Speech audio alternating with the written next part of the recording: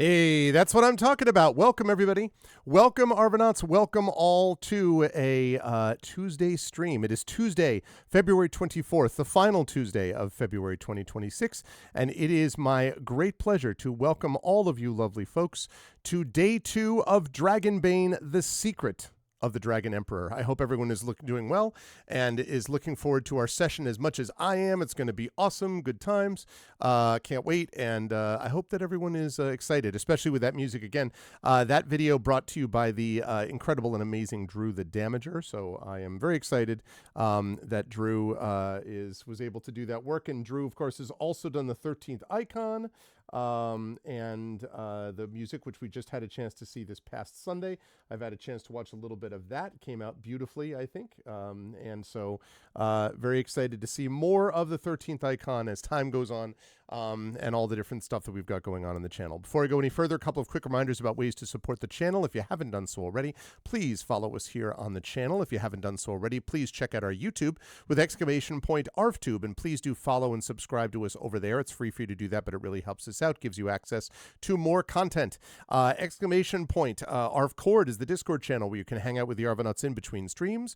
!ArvSky, that is the Blue Sky account that I have, where you can follow me for all various things relating to the channel and my writing and other things that I think about, including one thing I'm going to talk about in a little bit that has to do with a not as pleasant subject having to do with things relating to my union, but I'll talk about that in just a minute. On the and again, arvaneleron.com is the website for that. On the financial front, !Arv Shop, that's my merchandise area. More stuff coming soon to that area in the next few months. !Arv Treon is the Patreon. We're going to see if we can adjust that and make some adjustments to that too. At the moment, I am completely swamped, though. I will not be able to get to it for a while, but I am planning at some point, hopefully before the summer, to get the Patreon updated a little bit. That's !Arv Treon. And of course, subbing to the channel gets you those custom sub badges and emotes to use here, there, and everywhere across Twitch. Inspirations to help our players for both Dragonbane and for my own channel. So remember, this is one of the last 2 sessions. There probably is going to be a session on Saturday, although there is a little bit, sorry, not Saturday, possibly Friday. We have to get some adjustments made. In fact, I need to make an adjustment to that. Check schedule. There may be a change in schedule for this week relating to my tabletop role-playing game of Expedition for the Mysterious Peaks. But in any case, this is one of the last 2 of those that you're going to have. Although, actually, wait, now that I think about it, I don't remember whether we have Community D&D, whether the Shadow Crew is playing tomorrow. Wait a second. Oh, they are playing tomorrow. My bad. So I take that back. So we've got Community D&D tomorrow. We have the finale of Metroid Prime 4 Beyond on Thursday the 26th. And then, as I say, Friday, he said, possibly more than Saturday, but either Friday or Saturday will be Expedition from the Mysterious Peaks. So we've got a couple of sessions, Community D&D and that one as well. And yes, the 13th Icon will officially have been, I think it's already made it. I think it's already started amazingly, but it will have officially made it, I guess, when someone uses an inspiration. That may happen. Let me see. Where was I? Shop, carry the one, sub to the channel. Yes. On the publishing front, Icarus, my graphic novel from Athos Arts. Library, my Tales and Tomes from the Forbidden Library. That's my 5e adventure and sourcebook from Alligator Alley Entertainment. And Greyshade. That's my Greyshade IP, Greyshade Renegade Heretic, the Grey Assassin Trilogy, available at that link from Athos. The audiobooks of Greyshade are, I saw some of those rolls were amazing. It's true, Triffin. Greyshade will also let you get all of the 3 audiobooks of the Grey Assassin Trilogy done by our very own Trent Sparks. You can get those all at that link as well. And you can pre-order the tabletop role-playing game of Greyshade coming to you in the next couple of months from Alligator Alley, designed by our very own Brandon O'Brien. Very excited for that as well. And I think that's the deal with that. And last but certainly not least, BLM, Black Lives Matter. Important to affirm and assert the significance and importance of Black lives. Help Now, the World Health Organization page on suicide prevention. information. Important to reach out to others when you need help and reach out to others when they need help as well. An exclamation point Ukraine, not a very great anniversary today. It is the 4th anniversary of the illegal, illegitimate, and unjustified invasion of Ukraine by Russia. 4 years in, Ukraine is still holding firm and is doing everything it can to fight back against this incursion that has killed and harmed so many, and our thoughts continue to be with them. Again, Ukraine, to help the people of Ukraine as they fight back against that war with bravery and courage, and we send the message we'll do so for others in that situation in the future. And my thoughts continue to be with the people of Minnesota and Minneapolis. Yeah, no kidding. Exactly. That's the one thing that makes me smile just a little bit, imaginary. 4th anniversary of the, oh, this will all be over in 3 days. Nope, Ukraine had another thing coming, I believe. Anyway, that at least is true, but it's good to hear from you, my friend. Glad to see you. So, yes, exclamation point. Ukraine, and again, my thoughts are with Minnesota and the people of Minneapolis as they continue to fight against federal occupation, although they are winning that fight. Let's keep it going. I hope that not a single person in the United States is going to watch the nonsense which passes for presidential blather this evening. You have many other things you could do with your time, like help many of those people that we just talked about. Any of those things would be great. Okay, now I'm going to get rid of this. I'm going to turn on this. Hello, everyone. It's good to see you all. And I do want to make one announcement here, which is related not to channel stuff. And that announcement relates to a union action. I talked about this on Discord, but the short version of this is that the university that I have taught for the last 22 and a half years, St. John's University, decided in the last few days that it will no longer officially recognize the unions, which have been collectively bargaining on behalf of the faculty and the workers at St. John's for the last 56 years. Since before I was born, they have been doing this, and the university has decided to do the nuclear option of not actually unionizing, and has done it under the bizarre perversion of claiming that this is Catholic social teaching. If you can find me references, as we were joking about in the green room beforehand, Jesus famously not in love with the workers, right? No connection between Jesus and the workers, right? Give me a break. The Catholic Church itself, of course, for hundreds of years has supported labor and vice versa. It has been in favor of these things. So the idea that somehow this is a not recognizing the unions suddenly and unilaterally imposing the decisions the administration wants to is pro union, is pro faculty, is a joke. So there is a big rally happening tomorrow with faculty, family, friends. It's going to have media presence there. There are going to be members of the national AAUP, that's the American Association of University Professors. I belong to the local branch of that union, and I will be there as well. I may or may not live stream it on Twitch. I don't know. It depends on the circumstances. I can't promise, but I might. But either way, as we post things related to this, I would appreciate it if anyone is, if you're watching my Blue Sky and so forth, if you could try to spread the word and spread the news and kind of broadcast that as well, because this is something which is existential, honestly, I think, for not just our union and what happens at my university, but also a lot of universities nationwide. There are a lot. St. John's is a big university, and a lot of places are looking to see how this gets handled. It's pretty evident that this is not legal on the state level. New York State has laws against doing exactly this. Whether it's legal once you get past that, if we get appealed all up to the Supreme Court, who knows what happens with this Supreme Court? I mean, I have no idea.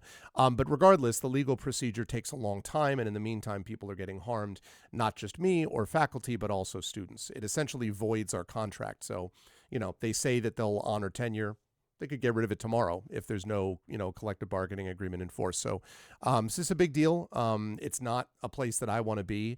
I think I'd prefer to yeet most of the last 2 months of this year into the sun, between the weather, cancellations. I didn't have my storytelling event yesterday because of yet another snowstorm, the disaster in my house with the pipes bursting and all that. I mean, it's been a lot, people.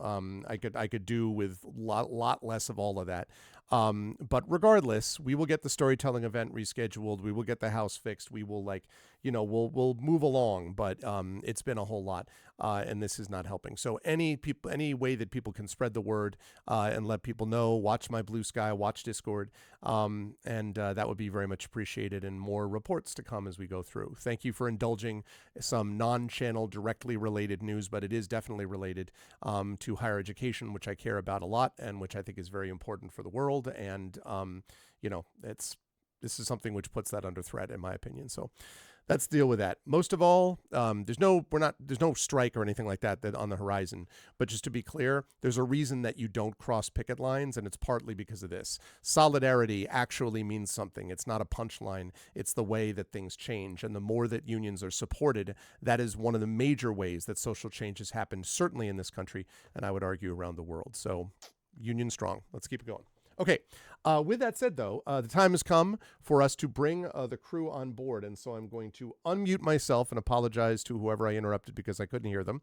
And last, I'm going to head over to them and unmute them. And last, I'm going to head over to reveal to you the crew. They are here. They are prepared. And you can see they've just been sitting here since our last session. They're like, rrr, rrr, rrr, rrr. And then several weeks passed, and now rrr, rrr, rrr, rrr. That's it. So we're all back.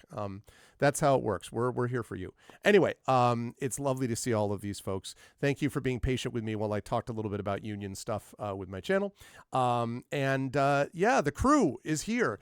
And I will start with the gentleman at the top left of your screen, and that is one Crocs with 3 X's there. Good to see you, Crocs. How's everything going with you? How is everything in the wonderful country of Germany? And who are you playing today?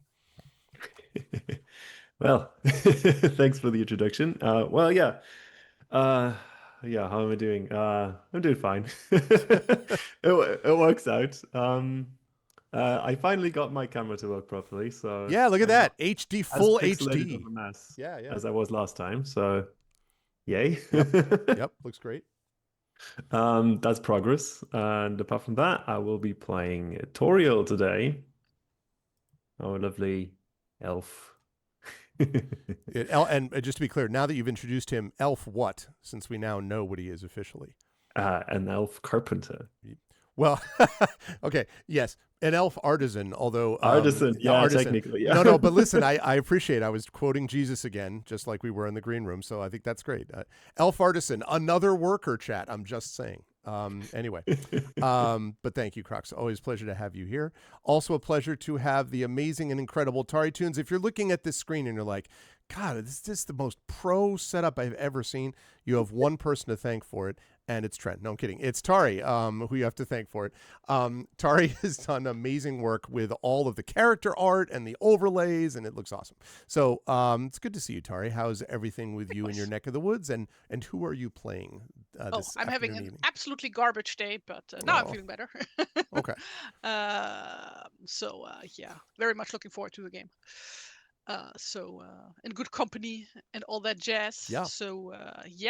And playing pretend with my friends on the playground.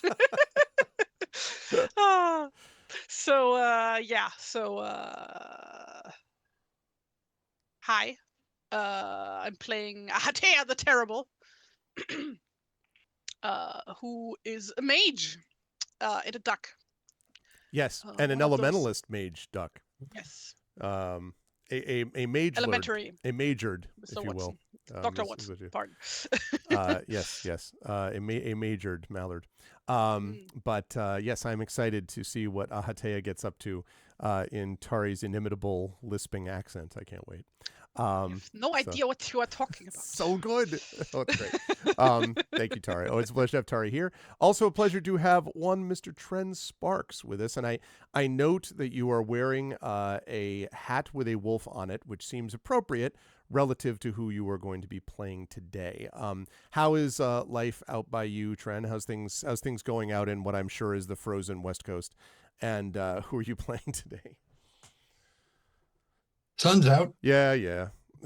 It's probably around 10, maybe 12 degrees centigrade outside right now. Probably close to 40, if mid 40s. Mm-hmm. In Fahrenheit, stupid. I had an interesting evening last night when I was suddenly craving nachos and went to Taco Bell. And the young lady who was at the window who was taking my order, she was super perky. Oh my God, she was really perky. It was almost upsetting. But I responded in kind and was equally, chipper and polite in response. And when I pulled up to the window and was handing her, she's like, you know what? Thank you so much for being so polite and friendly. She said, you made my entire evening. She said, I'm just about to get off work and I feel so much better now. And I'm like, Of course, by the way, you felt chipper, Tren. You were getting nachos. well, Let's yes, go! I made it! because they have nacho chips in them. That's what I'm saying. Yes. That's what I was saying. Right. So I'm playing some fuzzy dude, whose name is Chuff, and not just this wolf thing here, but up here I also have another hat that has Nice. my little rainbow pop hat sticker that I keep hanging above my self. But yeah, he is a wolfkin hunter. And fisherman and snare maker, and generally loves being outside and finds people that don't know how to live outside incredibly amusing. Yes. He really, really gets tickled watching people try to do the simplest stuff that he takes for granted. Yep, he feels like the stage of I think like amusement and bemusement are the two main stages. It feels like for Chuff, just like why, so there's a lot of that. But I'm excited to see Chuff get more into things. And yes, as Crocs has just said, artisan for Triffid. Triffid's putting together a character list as well for the command that's going to go in this chat. So when people are like, "Who are these people?" Well, I'll tell you. But thanks, Tren. Always a pleasure to have Tren with us. And last but certainly not least, always a pleasure to have our clearly a Mallard character with us, played by undeveloped Bruce. Bruce, it's good to see you. How's everything with you, the snakes, the dogs, where you live, all that kind of good stuff? How's everything with you, and who are you playing today? Yeah, everything's very good here. The dogs are happy because they got fed early so that they wouldn't be begging during the stream. So they're sleeping it off like, yeah, thanks, this is the best day of our lives. I also got fed early, but I did have to feed myself, which is... I was going to say, so you don't bother the dogs the other way around. Yeah, It doesn't, so I don't bother the dogs, yeah. And yeah, today I am playing Frogor, who is a mallard, and is definitely not a frog person. No. And he is a knight who serves Ahatea the Terrible. And he also is a mounted knight, and so he has a combat-trained horse who he is currently riding after spending his last combat turn getting on the horse last session. Time well spent. He is now on the horse. And the horse is called Hogor, and we also have a little chicken called Chickor, and you can see them down here. They look very cool. And also spent much of the last session trying to make everything else into this could be wolf gore, this could be this gore, that gore. Like, you're very hardcore. Yeah, exactly. You're trying to put together a group, Bruce, is what I'm saying, with Frogor. And yeah, we'll get there. Yeah, eventually that stuff will happen. Good to see you, Nonstop. All right, so before we get started, I did want to tell everyone that I have sorted out a bunch of rules questions that we had last time. Most of it, I think, went pretty smoothly, but we did have some things that we needed to resolve. So to do this, let me bring everyone else over to the Drachma Pass. Just 1 second. Okay, there we go. Lovely. Okay, so all of you see that's all that's left of the party. Just a single body. No, I'm just kidding. That's not true. As we zoom out, you will see that there are other people there. See, they're fine. In fact, they've handled themselves well. They got into a bit of an ambush, but they have addressed that ambush pretty well for the most part. But a couple of things to be corrected. Oh, okay, we got our command, first of all. Add Bane cars. Enjoy the antics of Crocs as Tariel, the artisan elf. Taritunes as Ahatea the Terrible, an elementalist mage duck. Now, you may want to say, I don't know if Tari's going to be okay with that or if she's going to insist on Mallard. An elementalist mage Mallard. Trend Sparks. Ooh, it's now. I wish that it were Trend Sparks. Like Trend, I've always thought that's what John calls me all the time. He always calls me Trend. Trend. Yeah, I suppose that's true. Trends. Trends.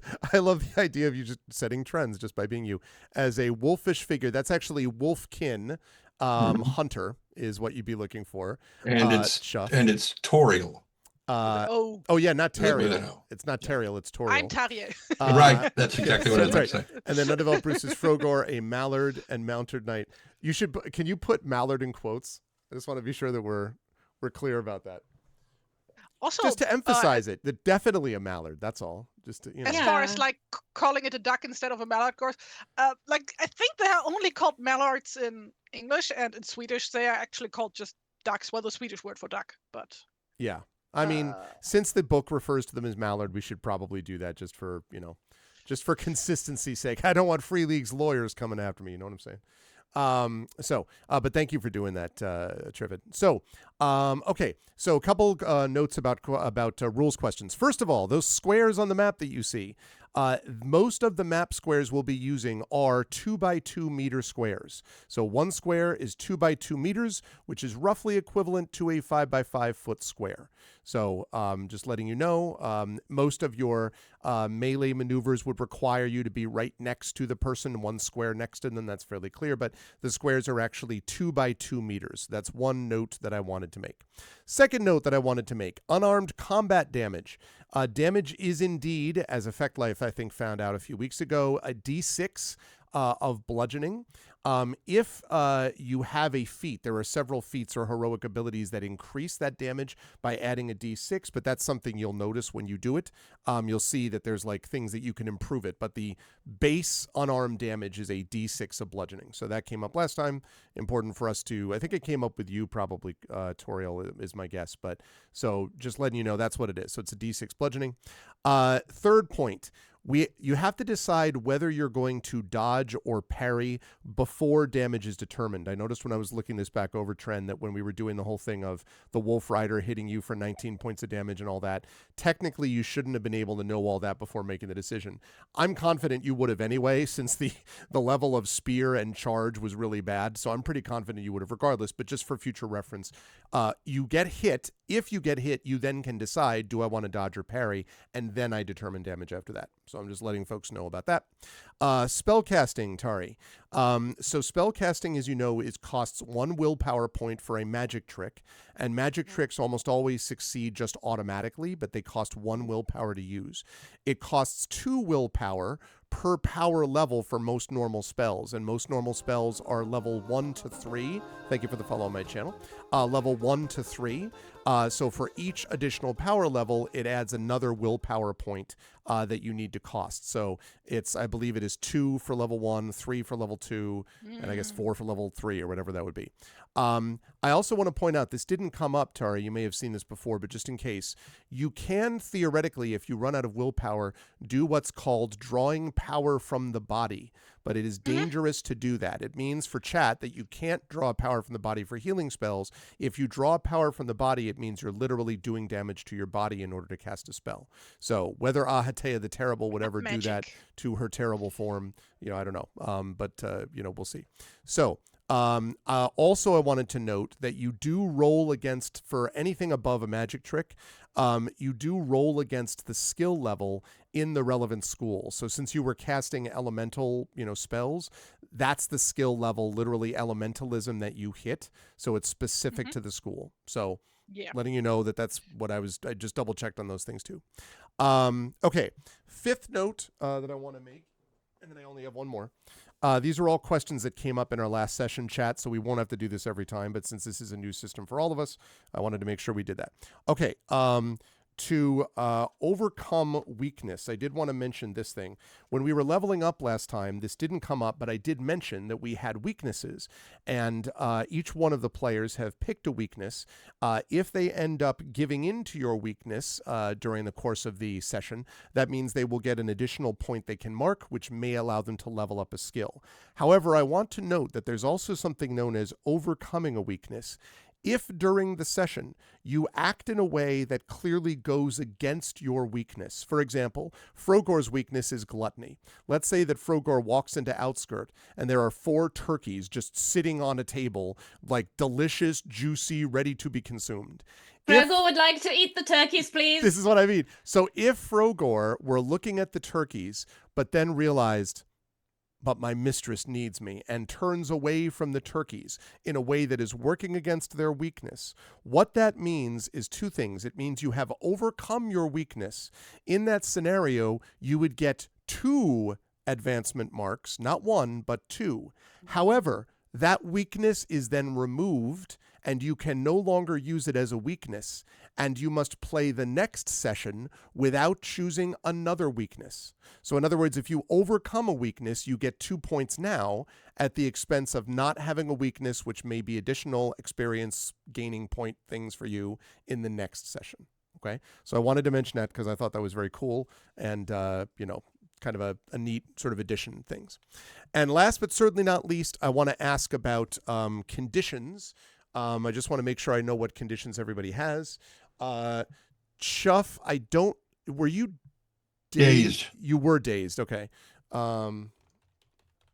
Dazed. Toriel, did you have a condition? This would have been from pushing a roll. I do not think I have one. I just got a lot of damage. Okay, yeah. Yes, that for sure. In fact, I'm going to have to double check on that damage here in a minute. Okay, Ahatea, do you have a condition? Besides being terrible. Besides being terrible, I was going to say. Frogor, do you have a condition? You do not have a condition. Hogor has the condition of being a horse. Okay, great.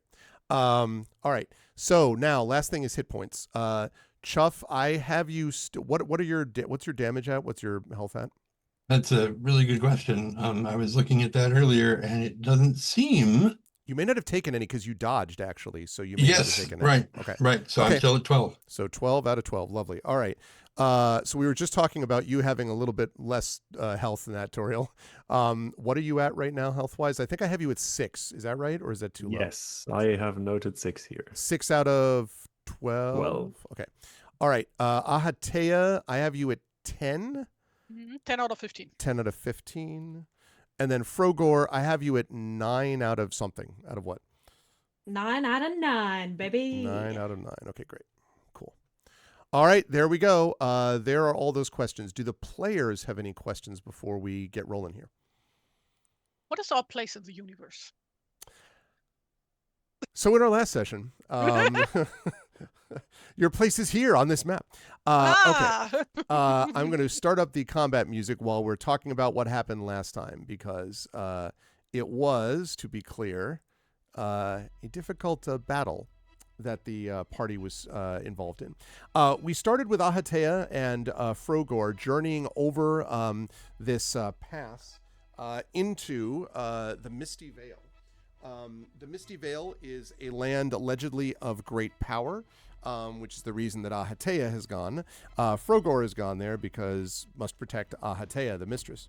And so has gone with Chikgor and Hogor and all other Gors into the path and found a swole elf known as Toriel trying to lift / chop a log out of the way, was able to do so, and Toriel decided, at least in the short term, to continue going through this dangerous area, which is known as the Drakmar Pass, leading into the Misty Vale. Toriel agreed to accompany them, and they traveled down a little bit further when they discovered a basket sitting in the water, and then they discovered something underneath the basket, and that was specifically a wolfkin that rose out of the water and spoke to them. This is Chuff, the wolfkin hunter, who decided, apparently because Ahatea was like, you seem like you might be powerful, so you'll accompany us. And Chuff was either amused / bemused, asked Toriel, are you sure these people are okay? Toriel said, I don't know, but, seems reasonable for the moment. And so Chuff decided to accompany them, which might have been fortunate for everyone involved, because as they entered this area that you see before you, this map, they saw a body lying on the ground. It was a cloaked figure, a cloaked body, and the face of the body looked like that. I have just posted it on stream, and was looking very poorly. In fact, was going, was like that. And as Frogor went up to investigate, this man, if that is what it is, sat up straight and handed Frogor a bundle and said, and I quote, "Quick, take it. Leonara will understand. Message from Master Weatherman. Must find all 4 pieces. The secret of the Dragon Emperor. And then an arrow whizzed past, I believe it was Ahatea's shoulder, and all hell broke loose. An ambush began. The party with some pretty awesome moves, including Frogor, the totally mallard creature, totally mallard knight, leaping up like all ducks can do, straight up into the air and just cleaving a goblin into next week, basically. And then Toriel eventually got up there and basically punched a goblin's head off, so they were all doing very well. In the meantime, the Ahatea used a fireball, I believe it was, to eliminate one character that you can all see over here, and also was able to damage this other character that we see over here. Let me actually, that one right there. There we go. That character. And that was all going well. And then a goblin on top of a wolf, a warg, charged at Chuff. Chuff, had he been hit by it, would have been in very big trouble. But fortunately, Chuff was able to dodge out of the way nimbly at the cost of being dazed, but still better than being dead. Yeah.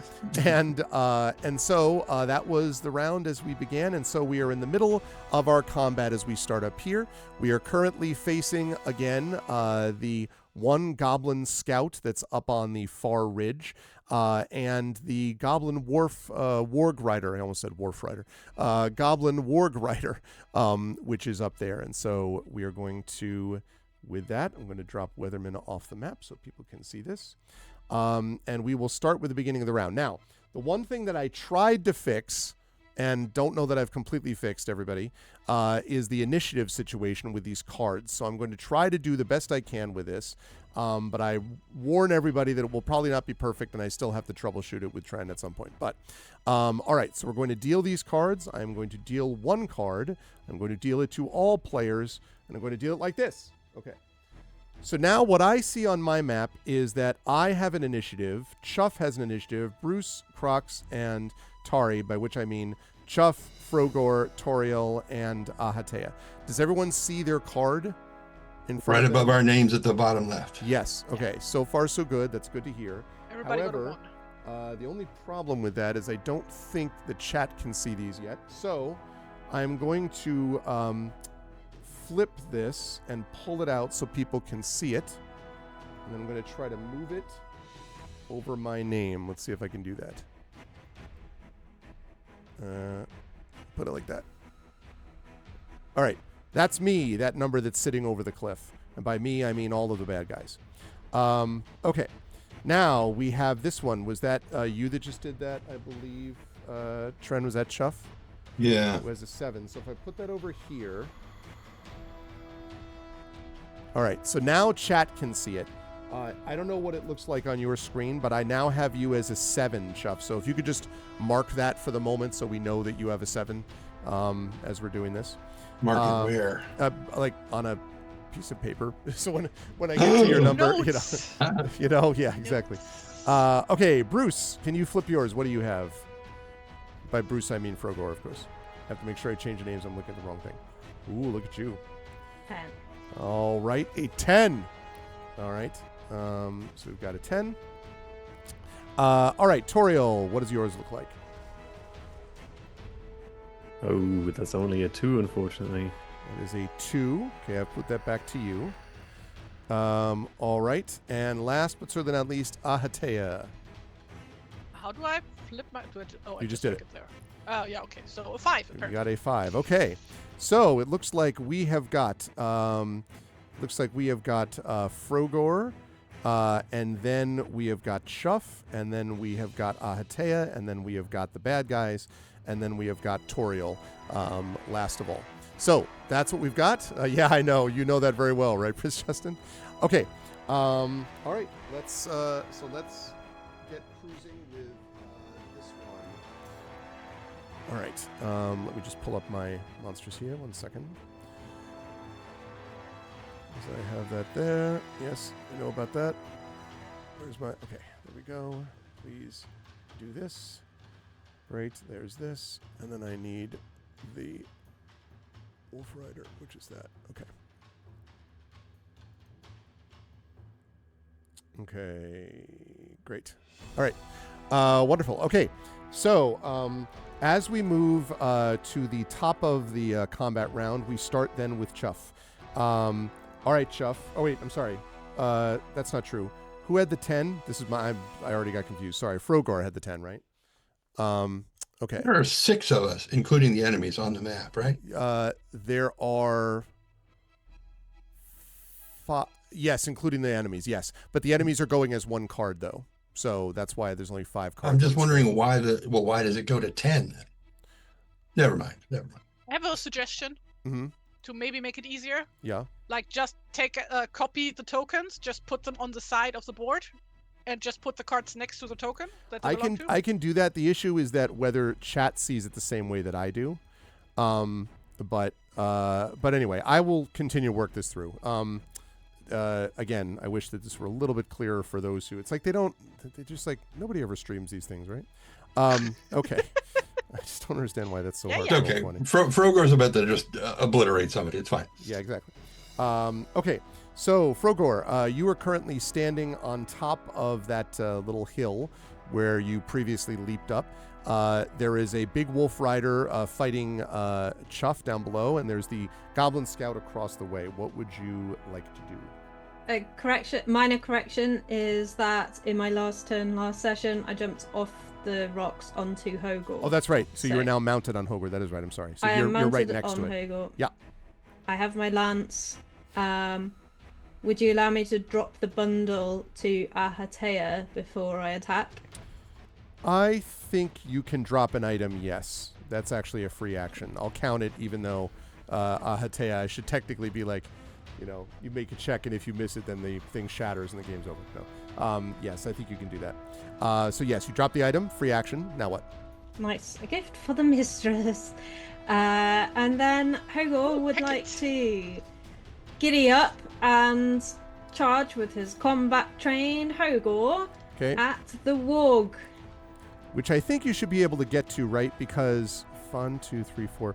So you're basically 4 squares away, so that works out to 8 meters away. That should be more than enough, I would think, on Hogor, right? Yeah, Hogor has a movement of 20. Okay, perfect. All right, in that case, the charge happens. So this is going to be a melee attack now. Using your lance, you should be able to then roll, I think, using your lance as you do this. As you're charging in. Oh, and also one other note too. As you're charging in there, you can technically hit enemies up to 4 meters away, 2 squares. So you could move yourself, say, here. If you see that. Yeah. I think that is what I would like to do. Okay. We'll try to think about that for next time, Mistress. Effect Life. Okay. All right. I love that he talks like the minions from Overlord, like the goblin minions. Darn it. Unfortunately, though, that is a 19. Now, I will remind you, of course, Frogor, that you could, if you wish, push that if you wanted to. Yes, I would like to push it. Okay. I mean, you're kind of literally pushing the lance, but I mean, in a different way. I That just clock at the click bottom, I think, is what redoes that. Darn And it. for those, and for those of you who didn't see last session, we need to roll below our skill level. Yes, equal to or below the skill level. Skill level is 12. Unfortunately, the first time was a 19. The second time was a 14, and neither one hit. And also, we had the push situation, which means having pushed. Show me the push thing. I have it here somewhere. It's the other spot. No, I know about that. I had this page. I had every page. It was all there. There we go. Got it. All right. So now you have to suffer a condition. Now, you need to sort of convince, or I guess sell it, Frogor, as to what condition this is. We have exhausted, which is strength-based, sickly, which is constitution-based. All what this does is it basically means that you, in that scenario, it means that you get basically a bane until you've had a chance to clear this condition. You have a bane related to checks associated with that. So we have exhausted for strength, sickly for constitution, dazed for agility, that's what Chuff has, angry for intelligence, scared for willpower, or disheartened for charisma. Do you have a thought about which one of these you're going to sell as to what you miss by? Yeah, it is a strength-based check that he's done, but he's riding a horse. I'm not sure he's exhausted. I think for me, I would probably want to convince you of angry or disheartened. He really wanted to show up for the mistress. You know, it's very upsetting for him when he's trying to do a super cool thing in front of the mistress to please her, and then it doesn't work out, and the stupid warg just couldn't like stay still to let itself be hit so that he could look impressive in front of the mistress, and he's been embarrassed by this stupid goblin. Okay, so what we mean then is that you're saying disheartened is what we're looking at? Yeah. Okay. Okay, I will accept that. So go ahead and mark that condition. So currently disheartened, and as you sort of get there and miss, the goblin on the back of the warg looks at you, and the wolf growls. Okay. Let's see. Disheartened. I imagine this is terrible for anyone to see. Like, the idea that Frogor would become disheartened is just, Well, I'm terrible. That's fair. Also, I've decided to do what Tari suggested because it does make sense. So now, chat, you can see at the bottom of the screen, there is a little token showing you who goes when. So thank you, Tari. It's a good idea. All right. Thank you. Sorry about that, You're Frogor. So next one down on the list is Chuff. Chuff, you just saw Frogor not quite hit, and you are standing next to this terrible warg thing that is not Ahatea the Terrible. I'm accustomed to D&D where being in melee range with something gives you disadvantage on ranged attacks. Is that the same with Dragonbane, or can I use my bow? So with ranged attacks, I think, let me just double check on that. I believe that if you're going to do a ranged attack up close, you would need to, let me just make sure. Should preferably, standing 2 meters away or less gives you a bane. So yes, you would get a bane on this if you attack with your melee weapon. Which I would have one anyway because I'm dazed. That's true. Double bane. So I guess in that sense, you might as well just fire from here because you're going to have one anyway. Unless, it doesn't matter, right? I mean, you're going to have to accept the bane regardless, I would think. Yeah. So, but it's up to you.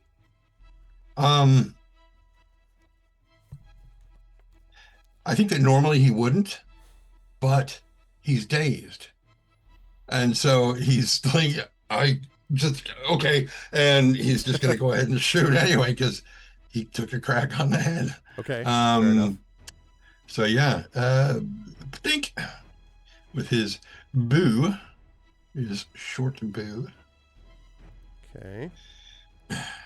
As soon as I can get my mouse to work. Thank you.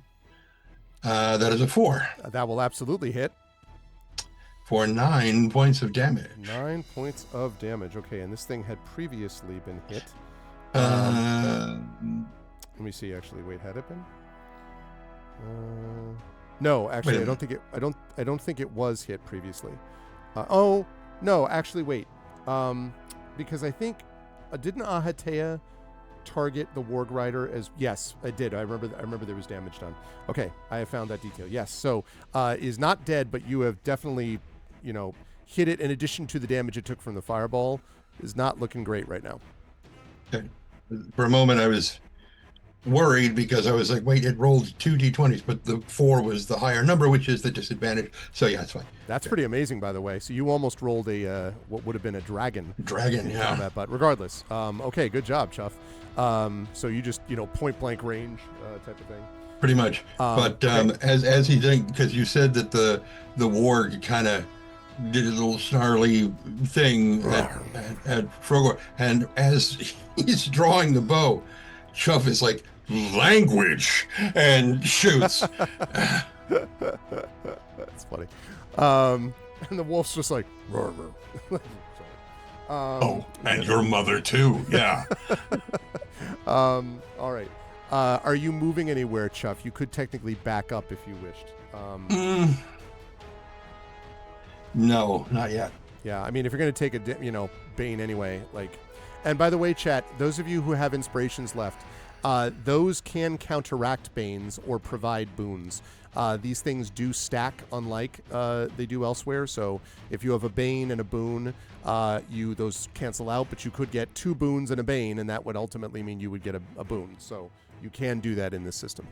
Okay, but at the moment, let's see. We don't have a lot of people left because it's close to the end of the month. Nonstop has 1, Tren has 2, but obviously cannot inspire himself, as we've discussed many times. Effect Life has got 1 as well. So, all right, let's keep this up. Next up on the list is Ahatea, before the bad guys go. Ahatea, 1 badly injured guy on back of a warg, 1 somewhat injured guy on the top of a cliff. What do you want to do? And you've used a lot of willpower, haven't you? Yeah, but I also have a lot of willpower, so... I mean, yes, that's true. Like you say, I've used a lot, but still have 6 points left. Okay, that's true. There are 2 enemies left, right? Yes. 1 over on the cliff, just a regular goblin scout type archer thing, and 1 that has the scimitar on the back of this warg here. Does the warg count as a different... No. Then I'm gonna upcast Fireball. Okay. For 4 willpower... willpower points. What I said. Okay. Made perfect sense power to me. will points. Okay, which means that you're getting an additional... You're doing the additional fireball, right? Yes, 1 at the Warg Rider and 1 at the Goblin on the cliff. Sounds like a plan. Okay. Okay, so now you're going to be rolling against that elementalism school. So you're going to be doing that against elementalism.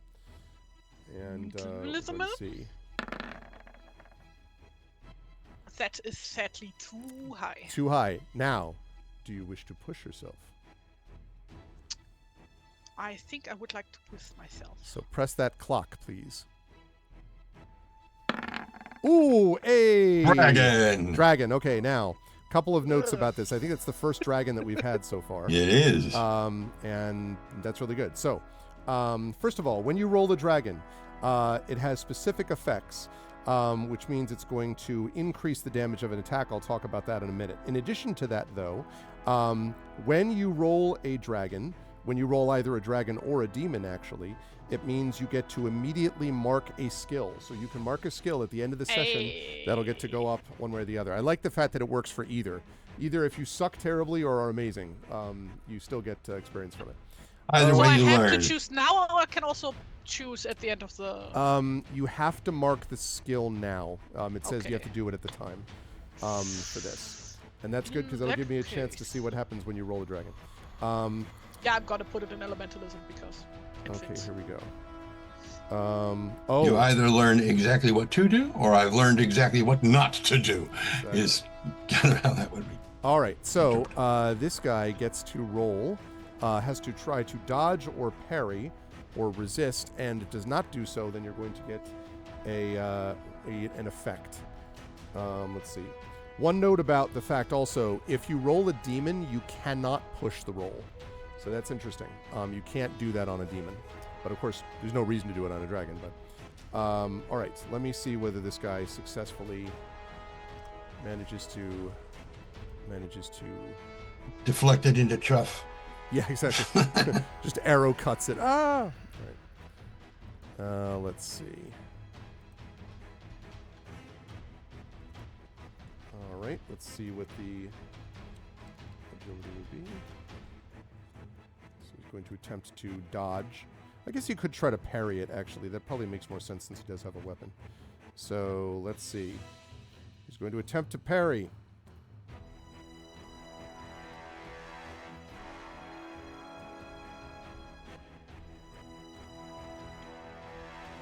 Did anyone else's brain go, Perry, Perry the platypus?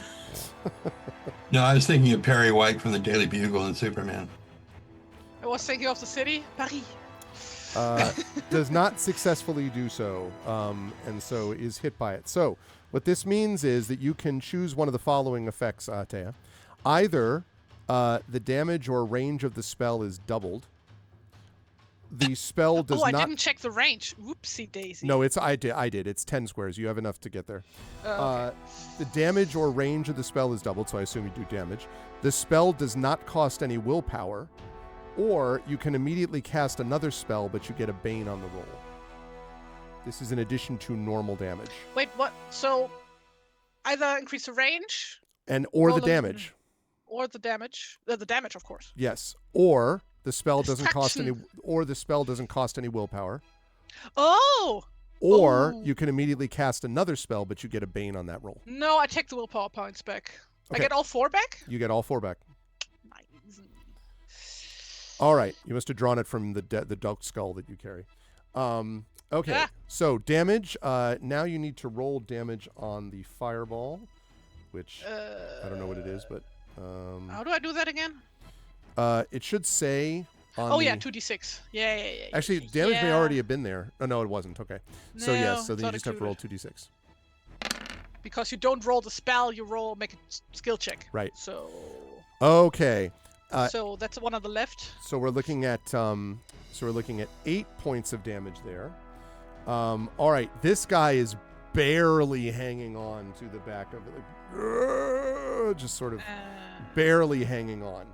And the one on the right is a 7. Okay. So, actually, wait. I'm sorry. You said the one on the left was 8. I missed that. Yes. Sorry.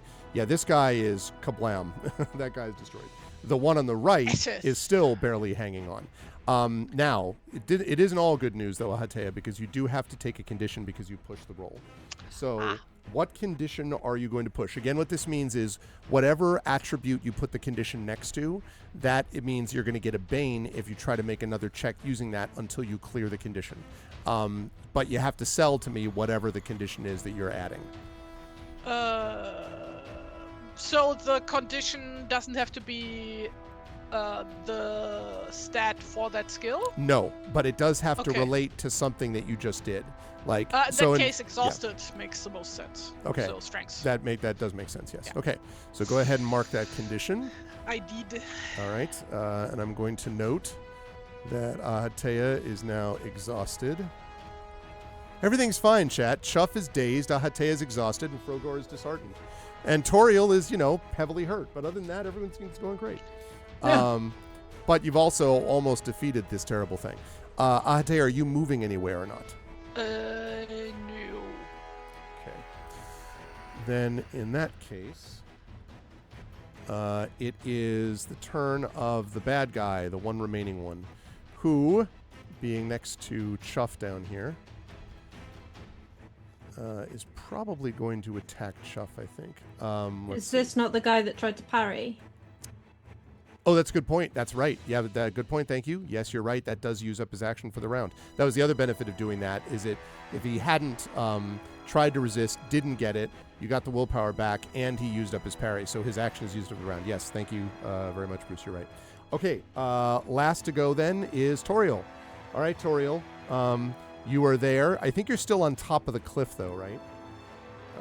Yes, I'm standing on top of the cliff with debris around me and a knife back in my hand. Okay. Beautiful hair billowing in the breeze. Yeah, exactly. Of course. You leap at 10 meters in the air, straight forward. I was about to say I can try making my way down the cliff again, but I assume that would be accompanied by an acrobatics check. Depends on how fast you're doing it.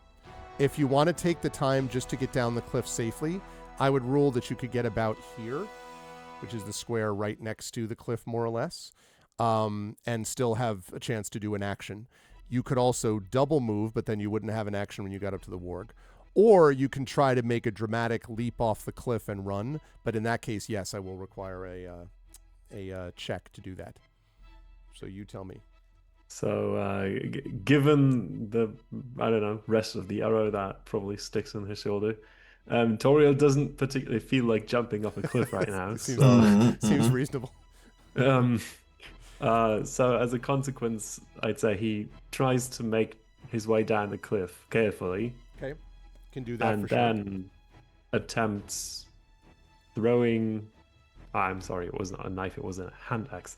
Throwing his hand axe again. Ah, nice. At the warg. Okay, which is ranged combat. And I believe that you are still rolling the skill for the weapon you're using, so you do use the same skill as for melee attacks for this one, since you're using a thrown weapon. So I guess it would be strength, so you're still doing that for the hand axe. Yes, I will roll that. Oh, so close. It's a little bit past it. Now, you could, Toriel, push yourself. I mean, you're the only one without a condition so far, so, could do that. Yes, I think I will do that. Okay. One of us. Slowly getting there. Oh, no. Oh, man. The pushes today, so far, not getting the job done. All right. Unfortunately. Excuse you? I mean, Like except it's for not you. on my Yours side. works. As a consequence. What's as the he consequence? sees- Yes. What As is he your sees his hand axe flying past his target and disappearing somewhere near it, he feels like the anger rising. It's like, how can this happen again? So you just throw too strong? Like, ah! Like, oh, man. You forgot all your training with the monks in the temple or whatever. What is wrong with this hand axe? Why is this hand axe not working? That's Right. funny. Yeah. This is literally the example of it's a poor carpenter blames his tools. Yeah, right. Exactly. Kind of. Exactly. So the hand axe goes flying past the woozy. I imagine it slices one of Chubb's whiskers off. He's like, "Hey!" Okay, so Toriel, you have chosen. What did you say that was, that condition? So Anger. anger, yeah. All right, great. Dazed, angry, exhausted, and disheartened. What could go wrong? Okay. Well, Me today. What else could go wrong? Yes. All right. right. Lovely. All right. Now we go back. I'm going to recall all of the cards, and I'm going to deal a new set. I'm going to draw one card. I'm going to include it for all players, and deal. What do you mean? You mean I ran out of cards? What are you talking about? All right, wait. Recall. I think you need to recall, then shuffle, and then you can draw. I think you're right. It was a little strange. That's right. My fault. All right, let me try it again. One card, all players, deal. There we go. That's more like it. Okay, so I have got. Everyone can flip their cards. I have an incredible 1. Let me tell you what a great one that we have here. I have a 5 again. I have a 7 again. Okay. Frogor's got a 6, and Croc's with a 3. Okay, that means this time we do actually start with Chuff. Chuff, you're standing next to this very hurt dude. You are dazed, but you hit him once, so. Yeah, Chuff is basically like, "Do you want to surrender?" And he just like brings the point of the arrow like right to his face. And he looks and he's just like, and sort of draws his scimitar like he has no intention of surrendering. Be that way. Oh, 19. No, 19. No, 19. Now, you can push. You would have to take another condition, but you could push. Doing a lot of pushing today. Maybe. Or you don't have to, but. I'm thinking that. Okay. I'm thinking his arrow just goes right past the dude, and he's like, And then he sees that his What? bow has been clipped by Toriel's axe. And he's Toriel's like, axe. God damn it, the Hey! aerodynamics. Okay. Are you going to move away, or are you staying right where you are? No, he's thoroughly confused by the fact that he couldn't hit something so close. That's right. What was the other roll, by the way, just out of curiosity? I don't know. I already Oh, okay. Because it rises. clicked him away. Okay, that's fine. Actually, let me see. It doesn't even say. Oh, 14 would have been the other one. So you would have hit with a 14, but a 14. Yeah. Okay. All right. Next up is Frogor. Frogor, you are still on your horse, mounted on your horse. The badly injured warg rider is near you. Stay still! And he's gonna try with the lance again. Tries to For attack. the mistress! Now you're doing this at disadvantage or a bane, right? Because, or are you? No, you're disheartened, so it didn't affect it. Right, never mind. Okay, that does hit. Huzzah! With a 10, the skill here is 12, so you do hit. Or sorry, is a 10. Yep. So you do 11 damage, and Frogor, your lance pierces through the body. You like skewer the goblin. Do you dramatically like toss him to the ground? And it also goes through the body of the warg, I should say. So you could toss them to the ground, or do you? What do you want to do? Yeah, he tries he's a bit like whoa on his victory. Yeah. And he thinks that he can like lift up the lance and that they'll like lift up, but of course he weighs like a bag of sugar. And so what really happens is that he just like goes like this, and so he's like a little flag on the top of the flagpole that he's just created, and Hogor's like standing behind. So it's like the top of a pole vault almost, like Yeah. except he doesn't actually get over. Yep. I love it. And as the wolf rider breathes his last, we will delete that. I will recall, and we'll shuffle after recalling the cards. Okay. All right, success. So Could a tall person come and help me down, please? Toriel makes his way over and plucks that angry little creature. Thank you, from where Torgor. he's at. And then he wants to hop like a mallard over to the mistress to see what the gift was that he gave her from the creepy dead person. okay. Ahatea, are you? Well, it's up to you. You hop over to do that. Okay. So first of all, she's like sitting down on a rock. It's like, Mistress, please have some water. thank you. Slurp. Goes, like in a sparkling water commercial. Yes. Um, And then points to the hidden camera. Having a terrible time. Enjoy sparkling water with Ahatea the Terrible. yes. Come on. So what do we have here? And she, Hogor's gonna do like a little turning his feet on the ground, like Hogor apologizes for not dispatching the goblins sooner, mistress. Hogor it's will quite flog alright. himself in mercy.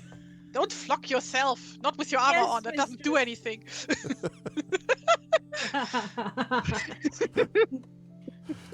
Oh my god. All right.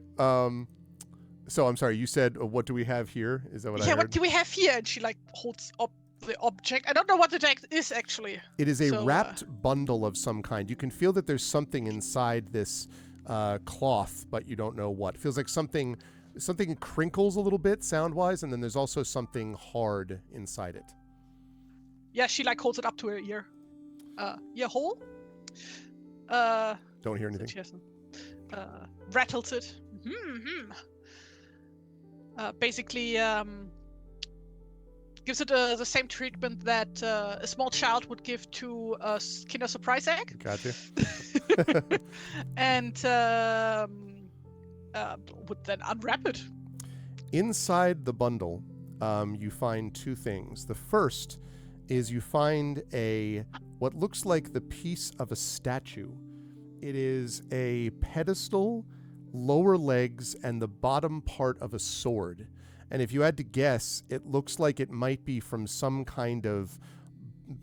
mineral, maybe like basalt statuette of a humanoid warrior, if you had to guess. So it's the pedestal, the lower legs, and the bottom part. And there is a map. And here I'm going to bring you and everyone. Yeah, she looks at the stuff and goes, yes, it would figure that in this Swedish system we would get an IKEA-based artifact. Where is the darned... yeah, you see. I was going to say, you see instructions to and putting it it together. To assemble Ingvold, you have to do the following. Yeah. And there's some Swedish meatballs in there, which are delicious. Okay. Yeah, now, but those are so good. Grogu would like to eat the Swedish meatballs, please. all right, what you're looking at here, chat, is the map that you also find with it. And you can actually see that you can look at the entire map. There are those pictures in the corners, and there is the map in the middle, and it's titled The Misty Vale.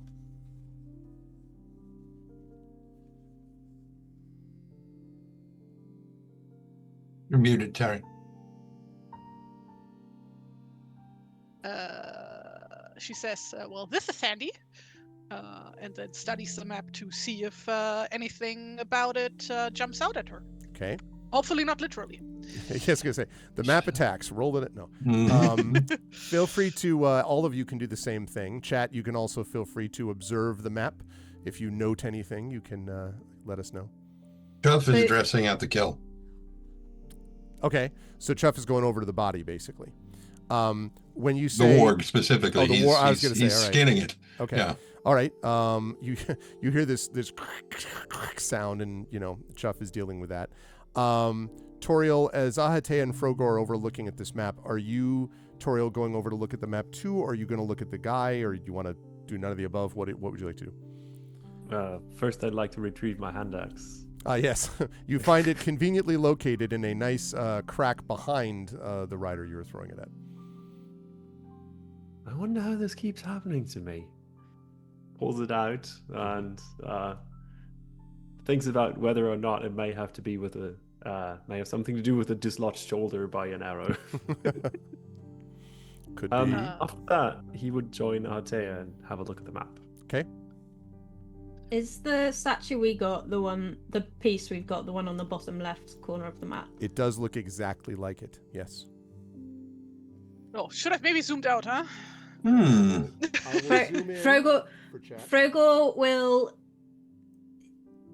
artfully draw the mistress's attention to that area so that she can notice it, so that he can tell her how smart she is for noticing. This is the thing you do with like the kid at the puzzle where you're just kind of like, oh, where is it? You're like putting your arm and hand right around the area that it might actually be.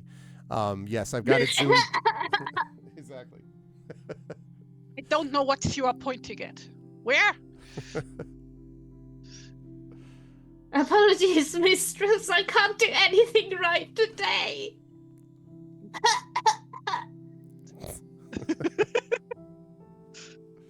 Trying to poke on the bottom left. I definitely meant to look at it upside down, of course. Okay, but seriously, which figure are we looking at? Bottom left. Bottom left is where left. Frogor sent you to. Oh, those are feet. Yep. Yeah, my lighting Yes, is not very good mistress, in you're here right so smart. That's correct. They look like feet. now. Yes, I knew that, of course. It's just that I'm, of course, used to duck feet instead of these weird stumps that humans have at the end of their legs. Frogor, like, kind of like just covers his feet a little bit because. To be Yes, fair, our his feet. feet are actually more duck-like than they are human-like. So, That's true. because he's a duck, obviously. Right. Right. Why should that be any different? Where looks the place where we could gain the most power and prestige, your mistress? I wonder if maybe at the letter M, because the letter M stands for magic. I do find it Did- quite odd, though, that they would just write huge letters into the landscape, and she like looks down into the valley and tries to spot the huge letters. Yeah, despite your best efforts, you can't find a letter there. It's I think this map might be wrong.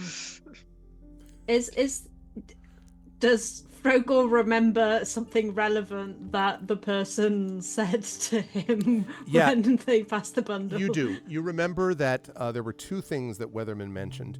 One, a message from, you've heard the name Master Weatherman. You would assume that's who this guy was. And he is, by the way, lying down and not moving at all now. And also the name Leonora.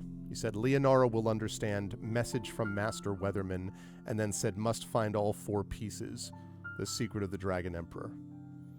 You haven't looked at the body yet, but that's what he said before explaining. So one day when the weatherman comes and the tonguing is done, then, right, got it. The dead man did say, mistress, that we should find all 4 pieces, and it is the key to the power of the Dragon Emperor, power that would rightfully be yours, my mistress, Ahatea the Terrible. So we must find these 3 other pieces, which means perhaps we should go north to where this sword hilt is, or perhaps east to the other arm. He's interpreting the map as showing where the pieces Just go here are. to find them. Yeah. I mean, why else would they draw them there? Can you remind us, please, or me specifically, which pieces we already have now? Just the feet. Just the feet. Yeah.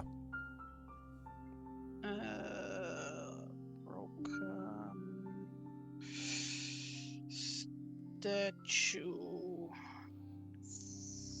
Feetsies.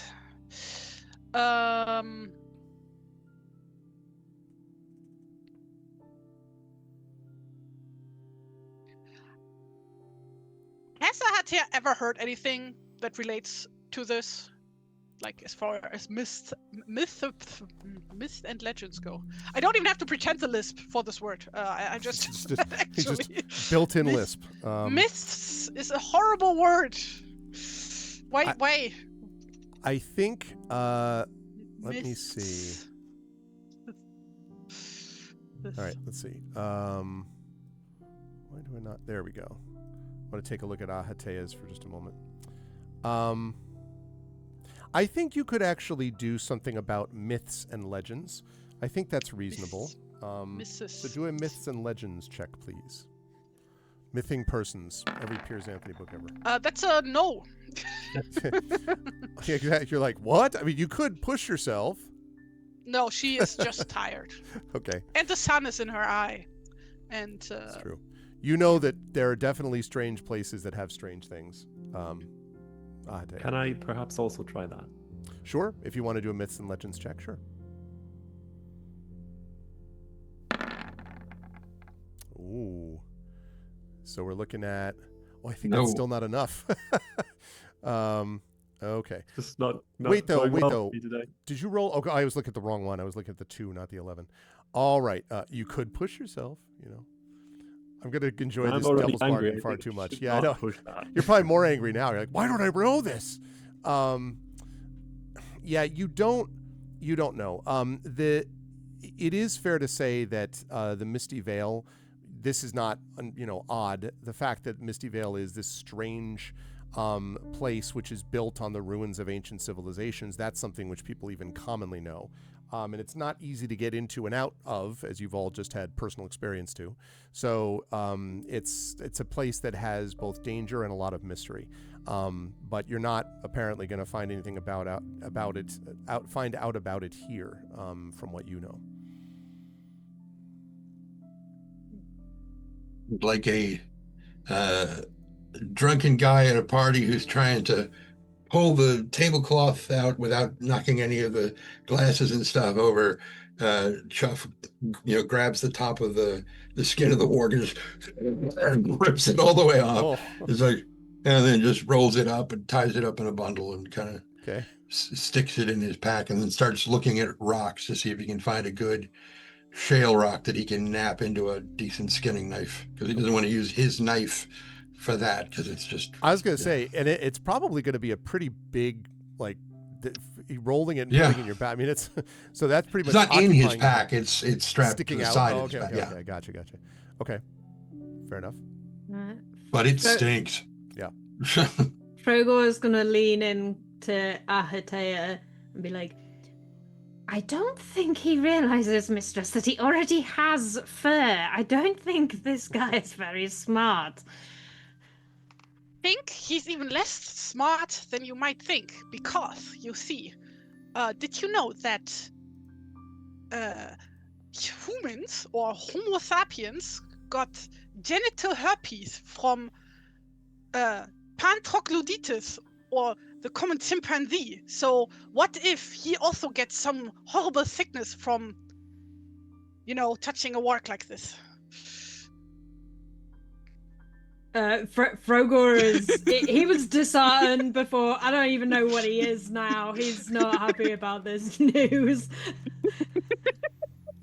Traumatized. He's somewhere. I should didn't whisper that.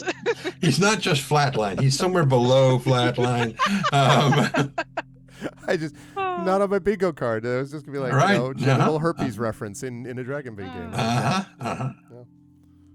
Yeah, so I Yeah, really got indeed. into not genital herpes, but into paleoanthropology the past few weeks, Okay. which is one of the weird facts that comes up when you start looking up shit about paleoanthropology. So Yeah, it's made even weirder by the fact that both Jon Stewart and Stephen Colbert have been talking about that little baby monkey named Punch that nobody will hang out with because they don't know why the rest of the monkey troop won't. Anyway, yeah, whatever. Wow, I did not know any of this. Yeah. So they gave him a little stuffed orangutan, and he just takes it with him everywhere he goes.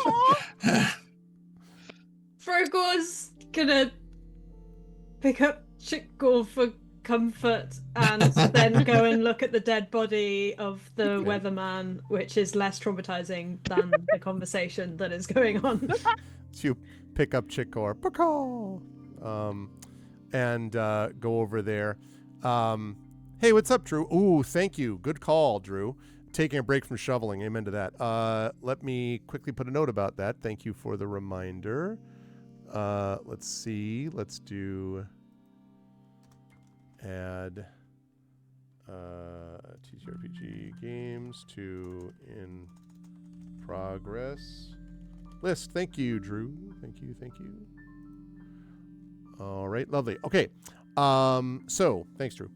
All right. When you go over to look at the body, Frogor, you don't notice anything. He's not carrying anything additional. I've already mentioned to describe the fact that he was shot with what is obviously a poisoned arrow. And you notice only one thing about him, which is that on his left forearm, there is a black symbol. Let me see if I can find. I think I can, actually. Let me see if I've got a picture. is it a stamp from the club you went to last night?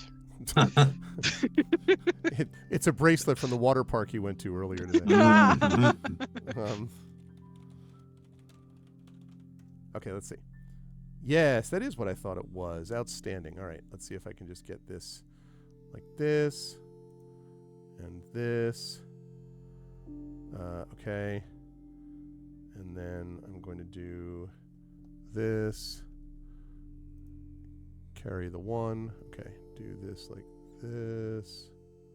Just so everyone's aware, he is using Chickgore to do any tasks that involve touching the body, such as moving fabric, etc. He's just holding out Chickgore and we're like, open! And Chickgore opens its mouth and he goes, close! Chickgore closes his mouth on the fabric and he's just moving him around. Okay. So This could revolutionize surgeries, this kind of technology. all Just right, need one tool. I'm going to One chicken to rule them all and in the darkness bind them. Oh man. Okay. Here we go with this and then that and then that and that. Okay. So I'm going to show you all right now on stream. This is the symbol that you see that is tattooed on his upper left forearm, Frogor. That symbol. The bottom's cut off a little bit, sorry, but it goes down to a point. That is only a few lines away from my signature. Suddenly you run away, realizing they're onto you. No. Uh-oh. Mistress, this man has a mallard footprint tattooed on his body. He must have been very wise. Yes, the mistress gets up from her rock, pats down her robe, then like shuffles over there, takes a look. I think this might be a stylized cow. Cow. Yes, I see it now, mistress. I'm sorry I was such an idiot. Well, unless it is the upside down, and she like awkwardly turns her head around. Okay. I think now it's an upside down cow, but I'm not sure.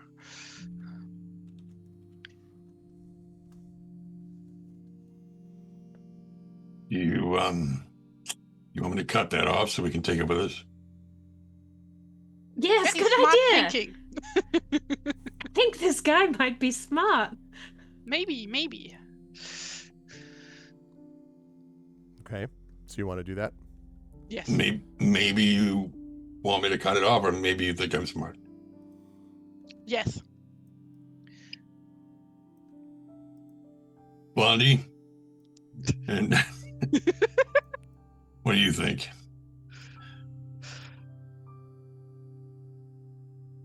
Wouldn't it be easier to just note it down? Do we have like something we could note stuff down with? Like, I imagine Like Ahateo would Grimoire. have, Ahateo would have paper, I would imagine. Yeah, she has a beautiful leather-bound grimoire, which she calls her Grimoire. can't we just use that notebook of yours? Excuse me, young man. Notebook. And she takes a note that he's being rude in her notebook. And yeah, she writes down or draws the symbol Okay. in there. Okay. Can do that. Guess that would be more, less. Yeah, okay. Good call. Brogor says to Chuff, I thought your idea was intelligent and smart. You have my thanks. The mistress is more intelligent than you, but that's just natural. You don't have to feel bad about it. Meanwhile, Toriel leans over to Chuff and whispers to him, I think they might need some direction sometimes.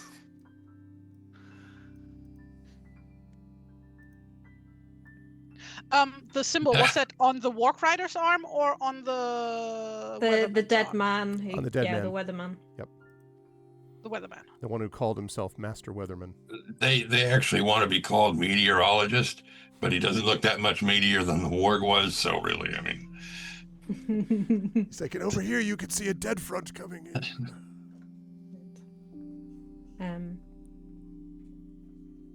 Frogor is, I think as part of his being disheartened, he's trying to like overcompensate a little bit.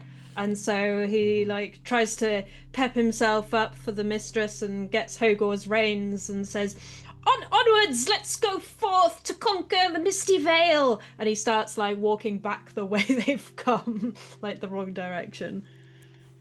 Actually, I could go with a spot of tea right now. Yes, mistress, of course. And he scrambles back and starts getting the teapot ready.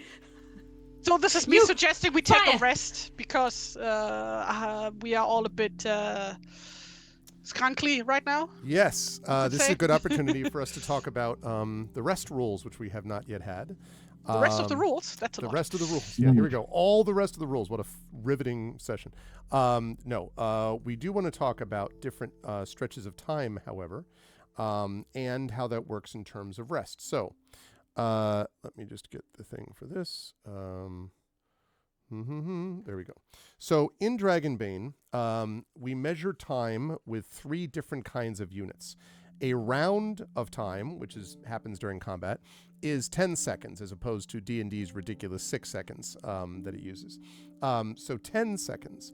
A stretch of time is 15 minutes, and that allows you to take a stretch rest, sort of the equivalent of a short rest, but a little bit more accelerated. We'll talk about that in a second. And then a shift is 6 hours.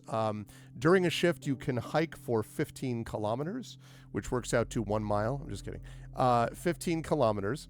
Or you can take a shift rest.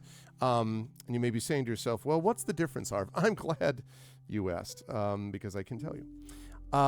So when you do a quick rest, which lasts just a single round, you recover only D6 willpower points, and no hit points. You can only have a round rest once per shift. And remember, a shift is a long period of time, right? So that's a round rest. A stretch rest, which sounds like what Ahatea might have been talking about, is a 15-minute rest during which you heal D6 hit points or 2d6 hit points if someone else is tending to you and succeeds with a healing roll. But the caregiver that's tending to you cannot rest during the same stretch and can only heal one person during the rest. So just individually, if no one tends to you, you'll heal d6 hit points on your own. If someone else attends to you and succeeds on a healing roll, you will heal 2d6, but that person will not be able to rest during the same stretch of time. Also during a stretch rest, you also recover d6 willpower points, and you heal a condition of your choice. So you get that too, unless something dramatic interrupts your rest. But assuming it doesn't, then, Also, you can only have a stretch rest once per shift. So you can have a round rest once per shift and a stretch rest once per shift. So with all that said, how would everyone like to do their rest? And that's a good point of view. How long is the stretch again? Half an hour? A stretch rest is 15 minutes. 15 minutes. That's a very short tea break. Hardly enough time to get the tea properly done. But since Chuff is not injured, he can try to medicine somebody else to help them heal up faster. Okay. But that means that if he's doing that, he will not be able to get rid of his dazed condition, correct? That is true. Cannot rest during the same stretch. Yes, that's true. Okay. Yep. Prince Justin. Okay, I would like to do a meditation in my stretch rest. Ooh, tell me more. What is that? A meditation. Well, I have that noted down somewhere. That's it. Oh, right. As an elf, you can Yes. meditate deeply during a stretch rest. So you heal an additional d6, and you can recover from an additional condition. You're completely unresponsive during your meditation and cannot be awakened. This is also known as the Vulcan rest, where in the original series, they literally have to slap Spock out of his rest when he's getting healing. It's a little strange. Anyway, inner peace. Okay, so you could do that. That's fine. So you would be able to do that. Did you use any willpower in that fight, Toriel? I don't think you did you? No Okay. willpower. Okay, so then you're just going to be rolling. So you're going to do that rest. So you're going to roll 2d6 then to see how many hit points you get back. So go ahead and do that, and then we'll talk about the rests for the other 3.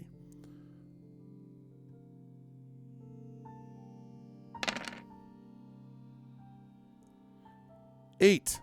All right, so you're back up to full. Nice. And I'm going to guess you want to heal your angry condition, probably, right? Yes. All right. I need to calm down. Okay, so unmark that. You have very angry dreams. Screw you, dreams. Okay, great. All right, Ahatea, Chuff, and Frogor. So if Chuff is going to help one of the others, what are we looking at for... I guess the only one who's injured actually is Ahatea, so if Frogor wanted to rest... Well, it's up to how you want to handle it. Chuff is dazed, so if he wants to heal that, he's going to have to rest. So it's up to how the rest of you want to handle it. If you just want to rest on your own, you could do that. Frogor would like to rest because I think if we're going to meet people potentially in the future, it would be better if he's not disheartened. Okay. So you're going to heal that disheartened condition. You already were at full, so you're fine there. So that just leaves Chuff and Ahatea. Ahatea, are you just going to rest normally?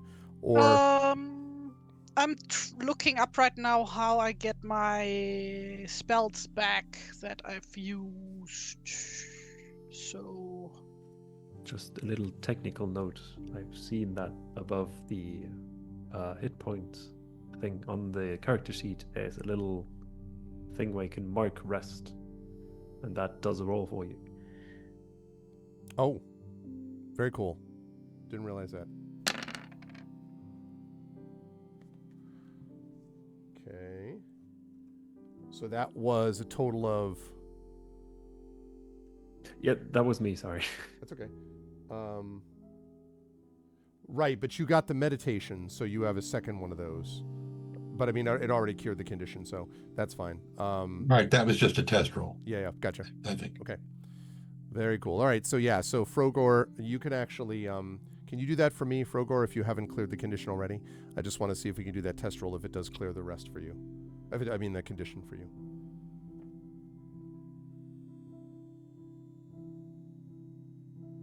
No, it did not clear the condition. It says heal a condition of your choice, so I guess you could then heal the condition yourself, I guess. Strange, though, about the willpower point. Well, so you only get 2 hit points back, but that's fine. You were freed anyway. So it doesn't automatically do it. Okay, that's fine. But anyway, go ahead and unmark it. So, right. So all we need to worry about now is Ahatea. yeah. And you're figuring out the So- spells. about Yeah. that. So what type of rest are we doing? This is a stretch rest. A stretch rest. And the shift rest would be a long rest. quote Correct. unquote. That's right. So I'm not getting my spells back. Oops. I don't think so, because it would be 6 hours you'd have to spend. Yes, no. Sag, no more firebolts today. In that case, yeah, I want to get rid of my condition. All right. So you are no And- longer exhausted, plus you want to heal also. And Chuff I is can do helping. both. Well, but are you, Chuff, or not? Because, like, if you want to free your own condition, then you wouldn't rest, right? I mean, sorry, you would rest. Or I wouldn't help healer. This is the thing. Me being the actor that I am, since he's dazed, he's not thinking straight. So So, it's up to Ahatea. he's Right. like figuring out, I could help her. You know, Yeah, so it's really going to be up to Ahatea then to be like, what are you doing? Get away from me, or whatever. It would be that. Which she wouldn't do because she likes being pampered. Okay, fair. I'd All expect right. to be pampered. Well, then Chuff Yep. is going to help and we'll still be dazed. Yep. It's like, oh, well, what a good new hire this is. His hands kind of stop. No, she doesn't say that, but she thinks Okay. it. All right. I was like, wait a I minute. didn't do the lisp, so she didn't Ah, say gotcha. that. Right. Yep. Okay, so you can rest then. So go ahead and hit rest, Ahatea, and then you're going to roll another d6 for the additional thing with... Well, actually, Chuff, you do need to do a healing check now that I think of it, because you have to be successful at the healing check to actually help. So go ahead and do that for me. So that I don't strangle her Yes. accidentally. And that's not Fully based. healed. That's not based on agility, is it, Chuff? The healing. Yes, it is. Oh, well then you're taking. No, a no, no. base- Sorry. That's hunting and fishing. Healing is intelligence. Okay, so you're fine. So yes, you could just do it normally. Demon. A demon. All right. So let me see what happens on a demon check for that. You can mark another skill though that you're going to be using later. That you have to do now. Well, it already marked that.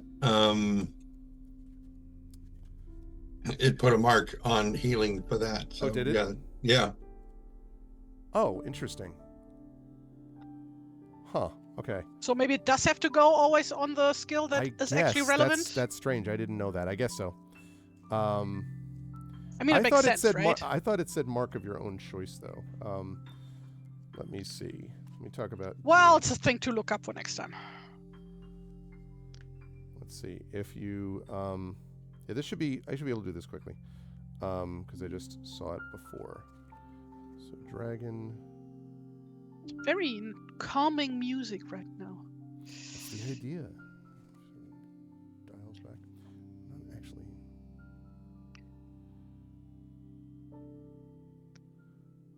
I'm just imagining like all of us sitting there having tea, except for Frogo, who's just standing there playing the harp for us.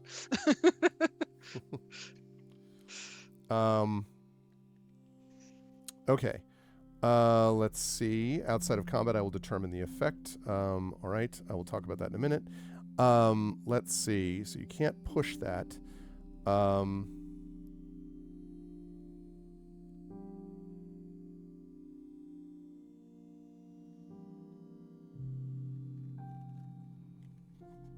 I would imagine if there's a harp string that he needs to pluck especially hard, that his fingertip just sticks to it a little longer. And If the mistress would like for Hogwarts to play a harp, he's gonna have to like work out how to create a harp from scratch. Or can make a lyre from tortoise. Wow, I could think of this in 2 other languages right now. This word, tortoise shell. which we don't have. Sure, there's some around. Not down here. No, it is that skill, yes. When using a skill, tick the checkbox next to that skill. So my bad. Yes, Tari, that's right. So you do check it next to that skill. And that explains also why you mark it at the moment, because it's the thing that you just did. Okay. Regardless, now, because you did that, though, Chuff, I am going to... thank you for the follow on my channel. I am going to, therefore, drop a point off of Atea's healing, because I think you literally do accidentally, like, all right, now hold still, karate chop to the neck or something like that. So instead of getting the points that you would normally get, Atea, which is 6... But that already was, like, way over. You are going to end up getting 5 points instead, which fortunately for you is still enough to heal you. But I do get the impression that, like, you probably are like, what do you do when Chuff, like, I'll help, like, is like half choking you? What's your reaction to that, Atea? Oh, right, because it's happening now. Yeah. Not a hypothetical. No, it's not hypothetical. Well, that kind of depends on how he was intending to help. Well, he's a wolf, and when wolves tend wounds, they tend to lick them. So he was probably he's dazed, right? So he's just like, I'll help. And he like leans down to start licking.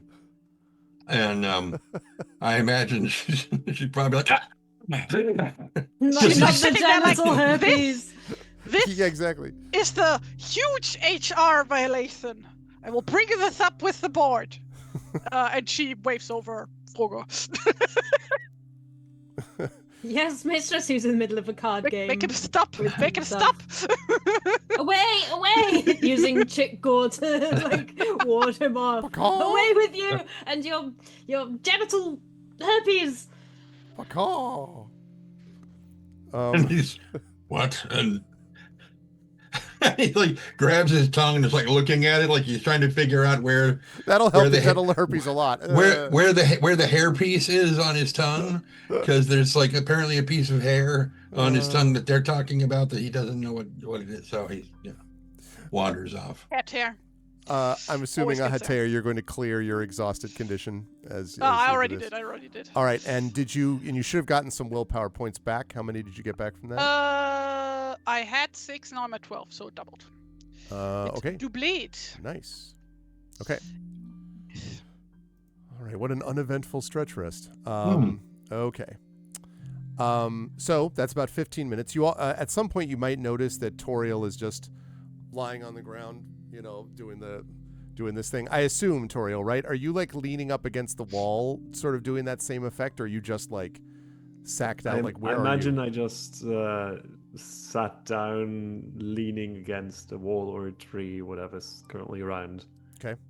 And just sitting there. Okay. Just calming. Okay. Meditating. All right. Atea nods. Yes, this is some very good tea. Very calming. So everyone at the end of the 15 minutes is clear of all conditions except for Chuff, who's still kind of dazed. But everybody else. But he gathered all his arrows back up. There's that. Yep. The stench has started to grow significantly from the currently stripped body of the warg, and also the skin. Yes, but Yep. You're not far from the dead body of everything. Yep. Well, it's nice to have a picnic in a nice scenic environment, isn't it? So, Where do you all want to do? Frogor looks to the mistress. Onwards to Misty Vale, to power of the Dragon Emperor, mistress. Well, yes, My we lady. should try and find the large M that is inscribed on the map. Or maybe the pieces will be with one of the other letters, but I have a good feeling about the M. If we can find it. Onwards to the M, then, my mistress. Then we find a fucking McDonald's there. Or more mallards. Ah! So you make your way then out of the Drakmar Pass, and you'll be happy to know that there are no more ambushes forthcoming, at least up here. And as you are heading up and then down on the other side, you find yourself walking basically into some of the mist which swirls around and covers over the top of the Misty Vale. And as you get a little bit further down, the vegetation thickens into dense forest. Fortunately, though, you don't need to make a bushcraft roll because the same path that was winding its way through the mountains that you took so far also goes through the forest. Along the way, on occasion, you find these weathered milestones, probably hundreds of years old, that are protruding from the terrain. Some of them are decorated with these stylized, archaic crowns, but otherwise are pretty much broken down. You do think that there have been some people that have gone, some creatures that have gone back and forth along this road, but not a lot of them. It feels like this is not a path that normally gets taken too much. But about a few kilometers further on, it takes you probably about a little less than a day's march to get there, because you have to go up, down, through the forest, up, around.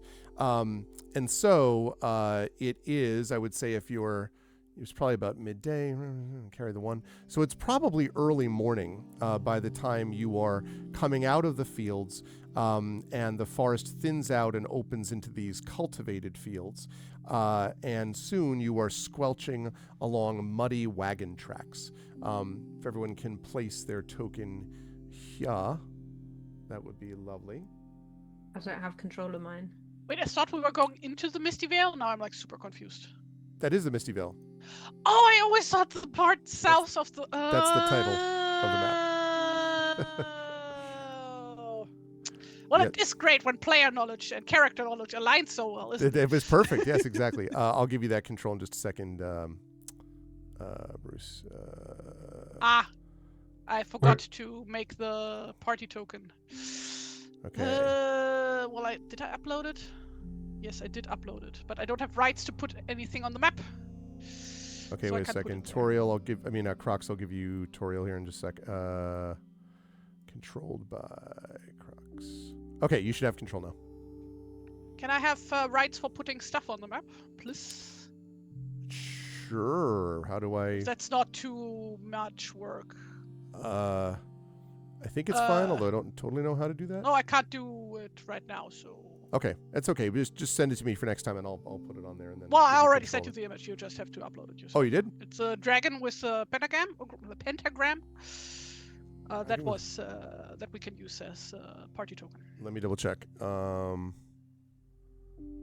with the pentagram. You already sent this to me? I'm pretty sure. Let me double check. Maybe you did, but let me see. Where are you there? Yes, I definitely did send it to you. It's the last image I sent to you. Okay, let's see.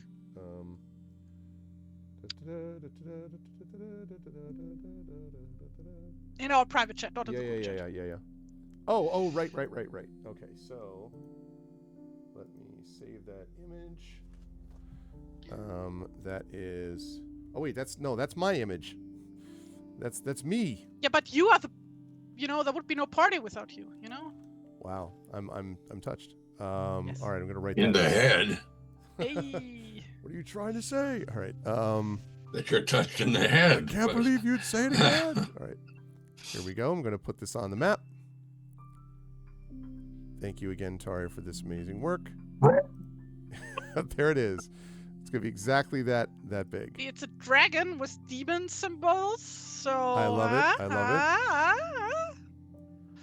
All right, because here it's is the Draka of party. Demonair, which I probably am mispronouncing because I don't know how to do a Swedish accent. So maybe do you? That dragon knows something that we don't. It It's so totally smug. does. Hey, Echo.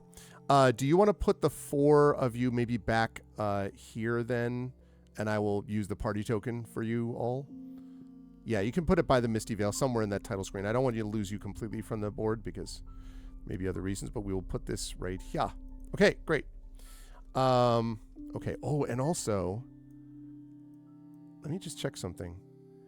Okay. It I'll allow does. it. So I don't know if you can see this, but on my screen, it's showing that if I hold the token and stretch it, it actually shows how many kilometers that works out to. So from the spot won't. where you started, The ruler doesn't show for us until you release. Well, you only see it because you're holding it because actively. I'm holding it. So it's But about we don't 20 see it. kilometers. That's very cool. Okay, I didn't know that it was that accurate. Okay, great. Lovely. Wonderful. Okay, so as you make your way down and around, you are, as I said, squelching through these wagon tracks. Move that over a little bit. Okay. And then you see this. The wagon tracks give way to a paved road that cuts through the high grain fields. Countless smells invade your senses: manure, smoke, and rotting vegetables, but also freshly baked bread and grilled meat. Hopefully not a freshly baked bed. That's a whole other thing. The road leads to a settlement surrounded by a palisade with lots of small houses with smoking chimneys visible beyond its sharpened logs. The village gate is closed and flanked by 2 low but sturdy towers of stone with crenellations and pointed wooden roofs. Drawing closer, Crenellations. what? Is it crenellations? Crenellations. Crenellations and pointed wooden roofs. Drawing closer, you hear the stern voice of a man barking at you from one of the towers. Halt, strangers! State your name and business or turn back to the forest. This is a place of peace and decency. All right, so I'm going to take you over to what you now see. I give to you all this village.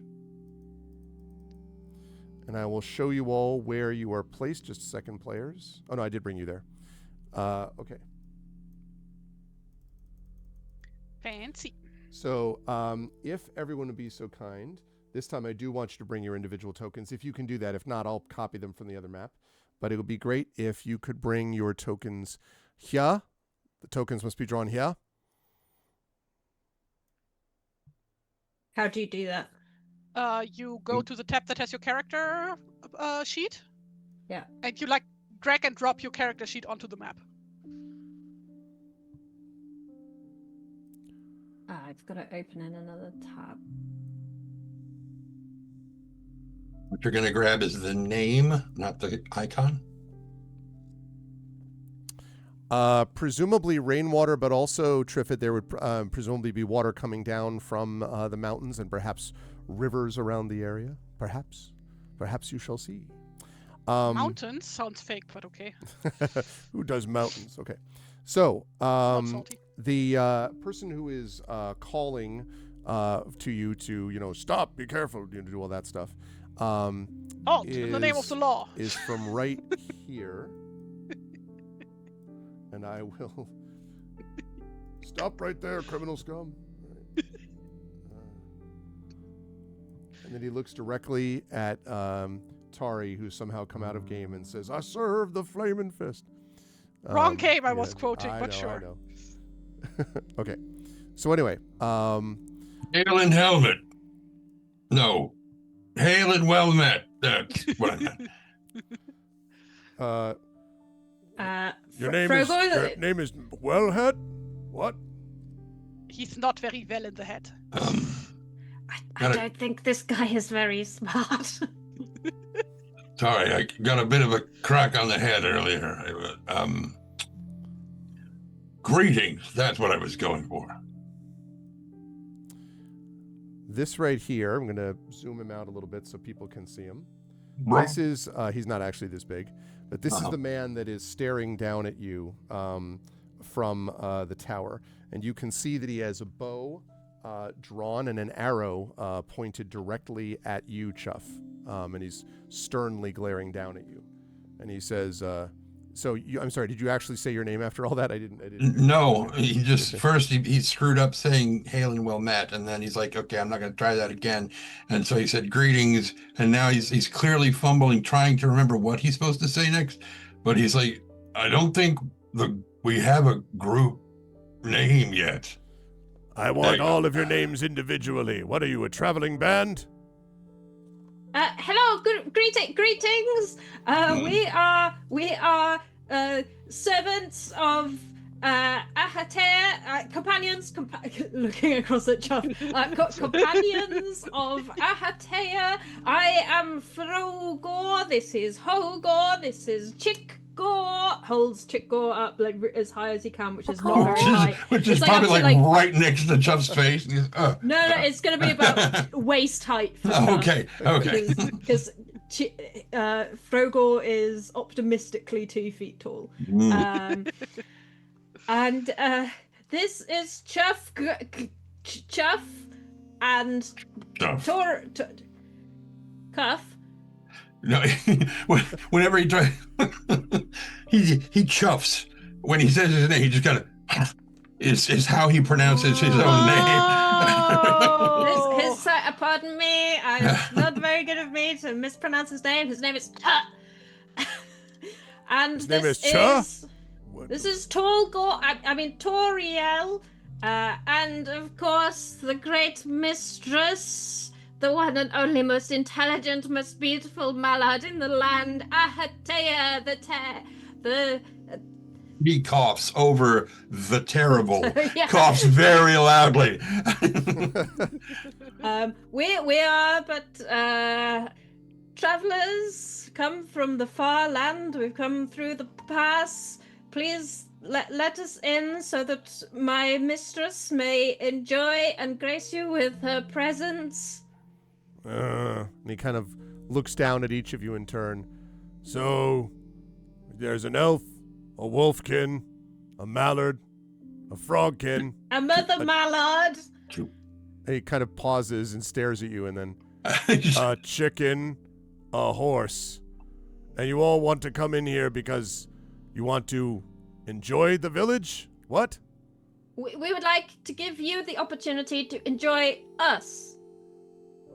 He kind of glances and he looks over his shoulder and he starts whispering to someone. He's like, "When you say enjoy, what does that mean?"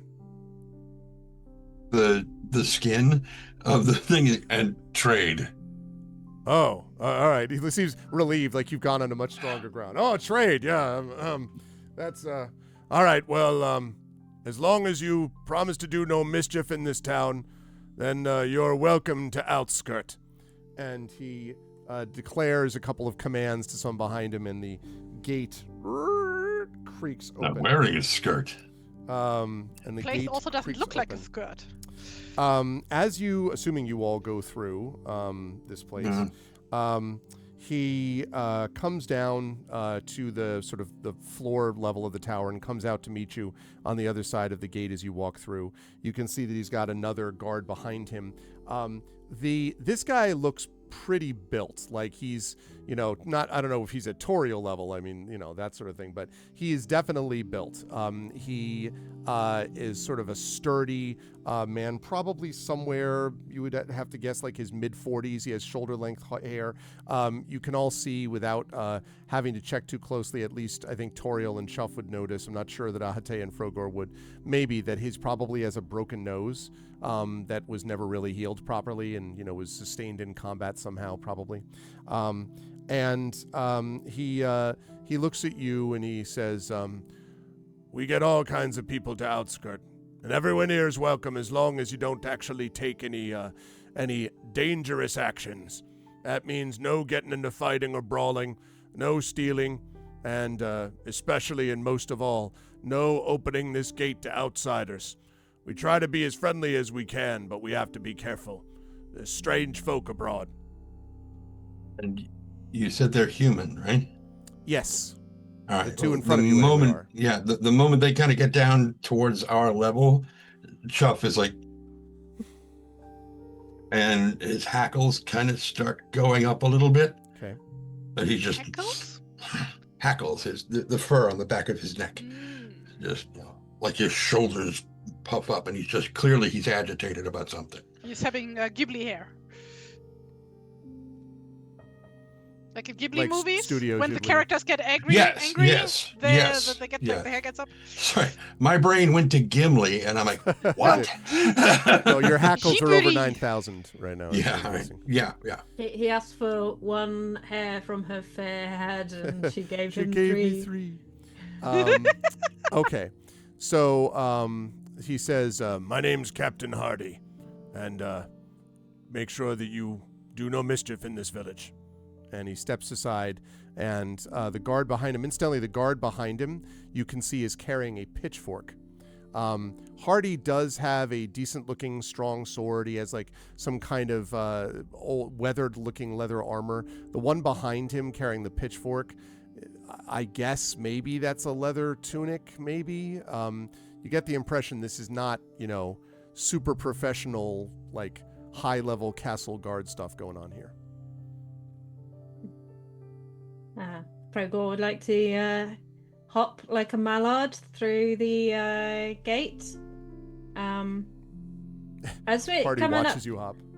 yeah, as we get closer to the humans, can I actually ask him? Sir, I don't suppose you have heard of any human named Leonara?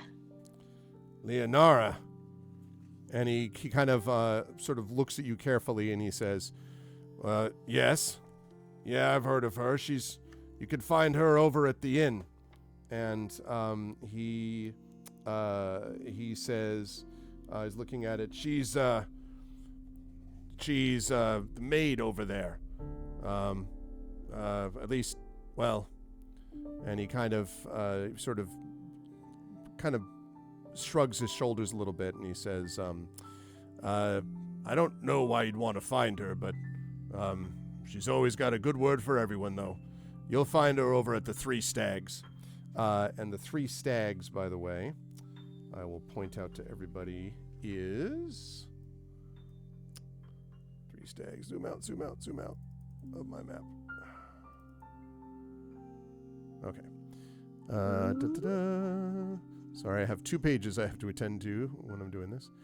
Right, okay. Three Stags is number this, right? Okay, good, lovely.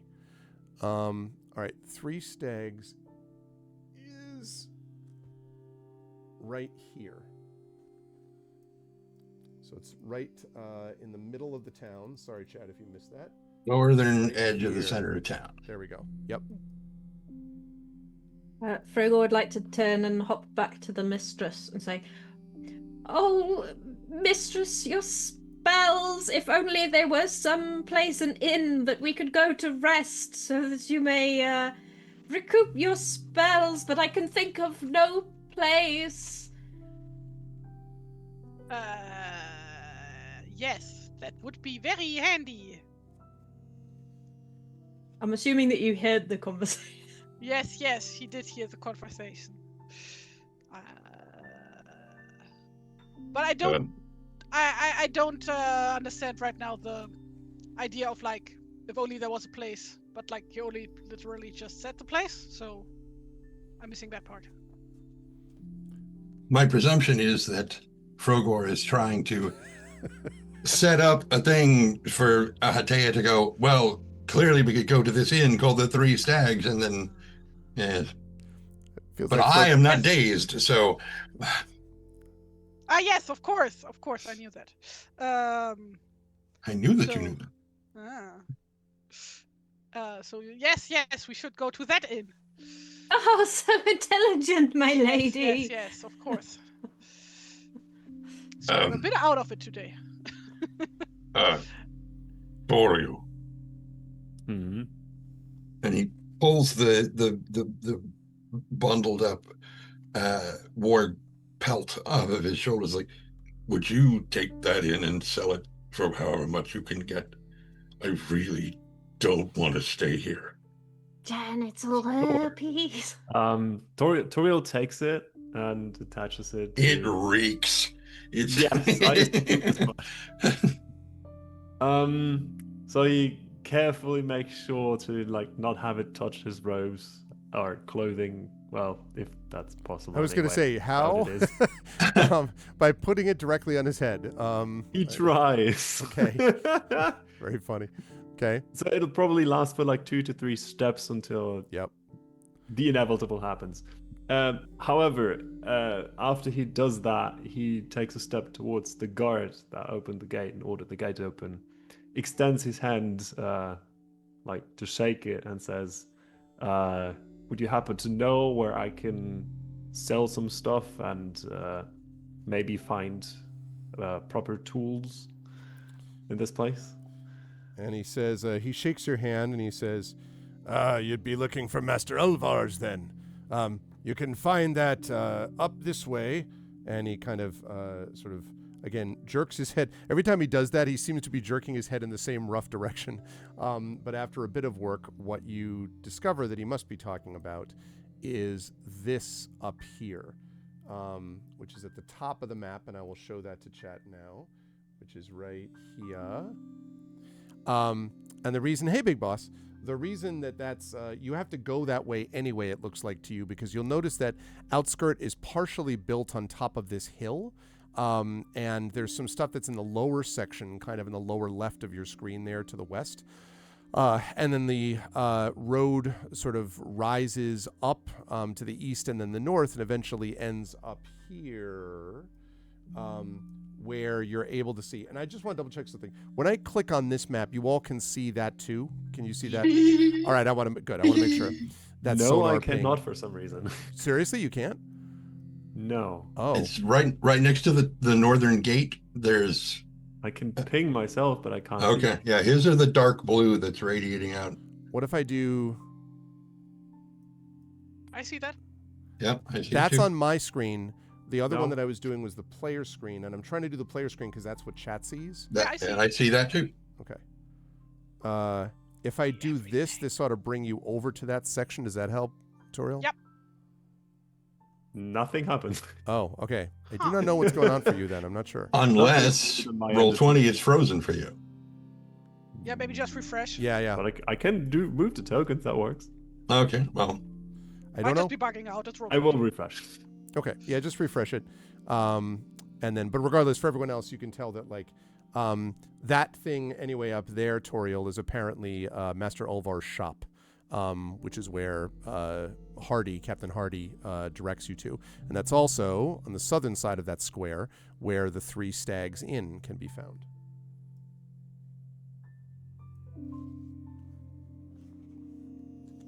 so Crocs, once you get in, can you see the red X drawn on the inn? Yes.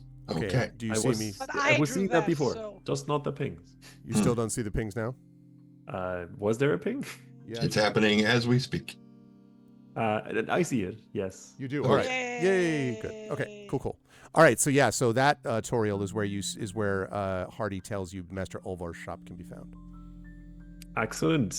Thank you very much. And I squeeze his hand a little.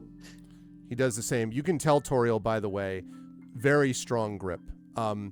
You don't know if it's a warrior's grip or an artisan's grip, but it wouldn't surprise you if this guy knows his way around a forge, perhaps. Okay. Cuff kind of works his way through the group back to the back of the group, like he's getting ready to go back out into the wild instead of staying here. Do you have an allergy or something? And he's been like sniffing, not like sniffing like he's congested or he's sick or anything, but clearly he's caught the scent of something he does not like. And he's like, Is it the rotten vegetables? no. No. Toriel turns around and asks him, anywhere we can find you in particular? What have we done here?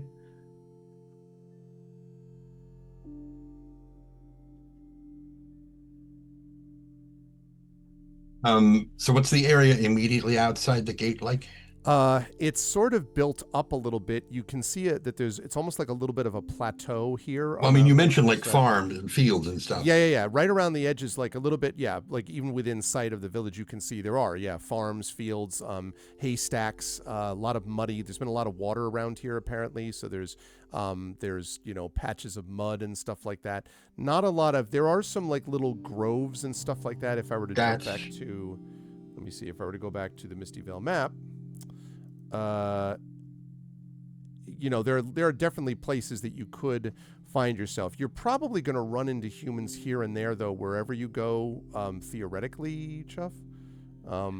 So not necessarily concentrated, but Right. Yeah. He understands it on one level, but on another level, being with a group of not humans for like an entire day for some reason and being dazed, he just wasn't thinking about the fact that he's going to be running into them when he gets to a town.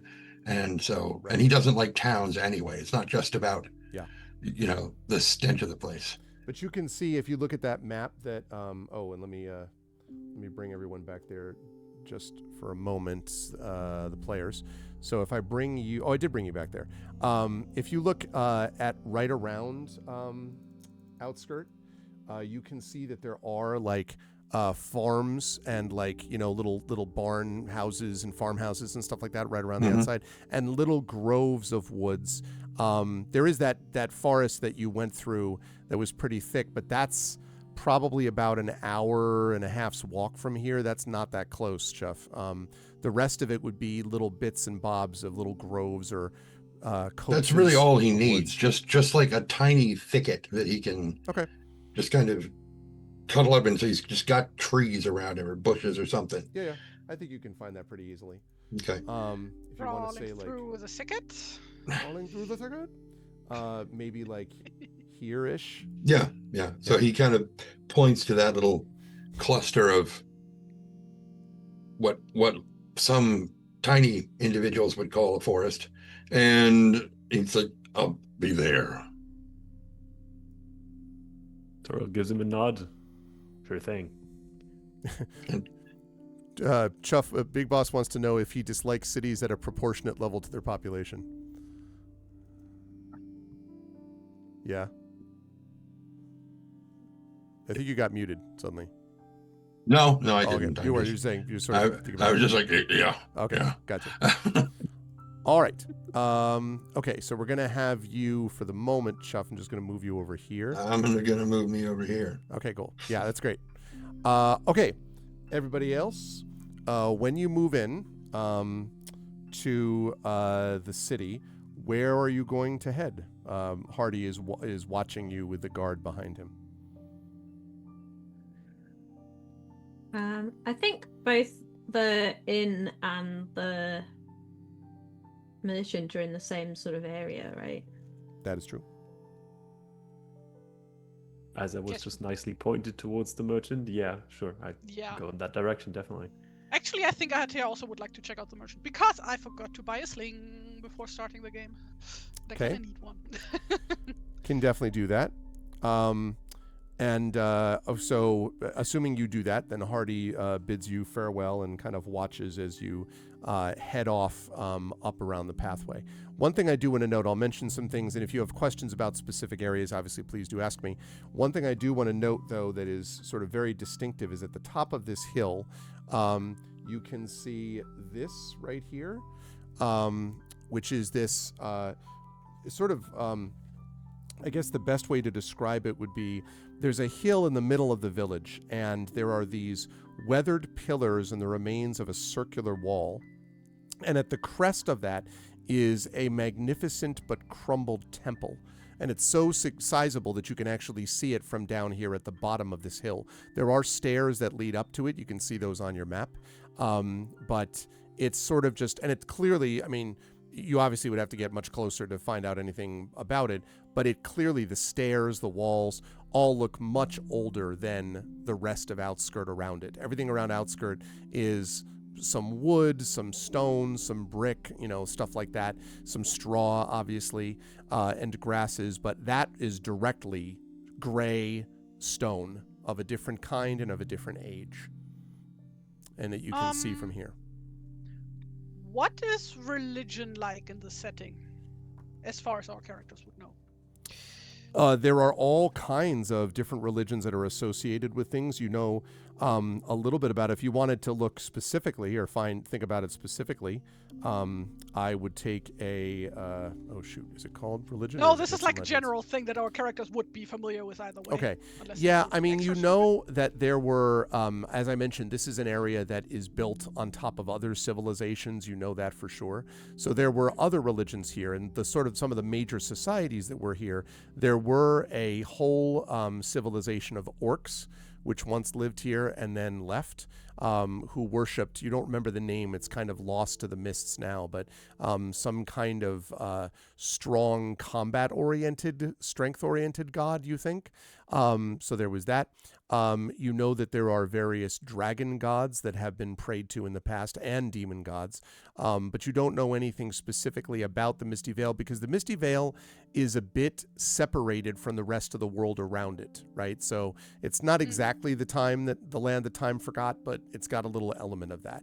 So whatever you find here, Atea, is going to be based on very old kind of ancient knowledge or what the current inhabitants tell you. So this is like not D&D style, or everybody knows the gods are literally factual or real. This is like real world religion. Correct, although it's definitely the case that there is magic and you have seen actions that would seem to be divinely inspired. So you're pretty confident there are gods of some kind, although you don't know exactly which ones in this part of the world. Okay. Right. Okay, in that case, now would be the question of like, can we tell who this temple would be dedicated to? Not from here. Without, okay. Not without asking Be that anybody like else. this one specific style. Of, Exactly, like, yeah, with no. this specific type of rock. It's like really obvious. it's the known as the right, exactly. No, it's not. This rock, other than being much older, is not familiar to you specifically. Okie dokie. Okay, as you continue to make your way around, you can see that the wall that's surrounding this place, this sort of palisade, is this crude palisade of sharpened logs.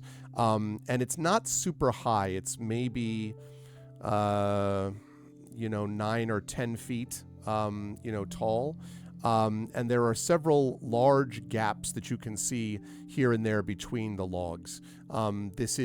It'll definitely slow down a force of, creatures that want to get in here, but it is not the, Hint.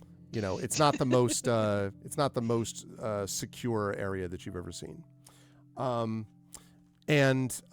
So you make your way all the way around until you get up to that square, that is the northernmost side, and I want to point that out right here.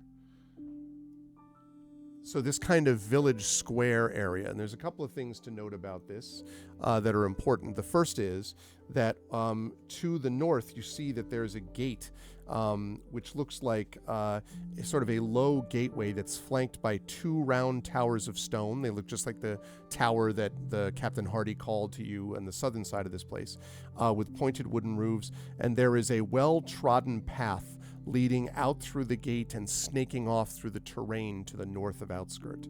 And so you can see that although there were not nearly as many people coming from the southern side, there are definitely apparently a lot of people that come and go from the northern side of this place. So there's that.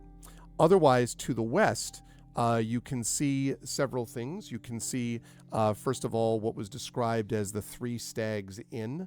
You'll have to get closer to see exactly what it looks like. Toriel, you can see, and also Alhatea, you can see there's a windowless log building to the north of that that is sort of lighter brown. And to the west of that, you can see, and you can actually see smoke rising. And Toriel, inside this place, you hear the sound of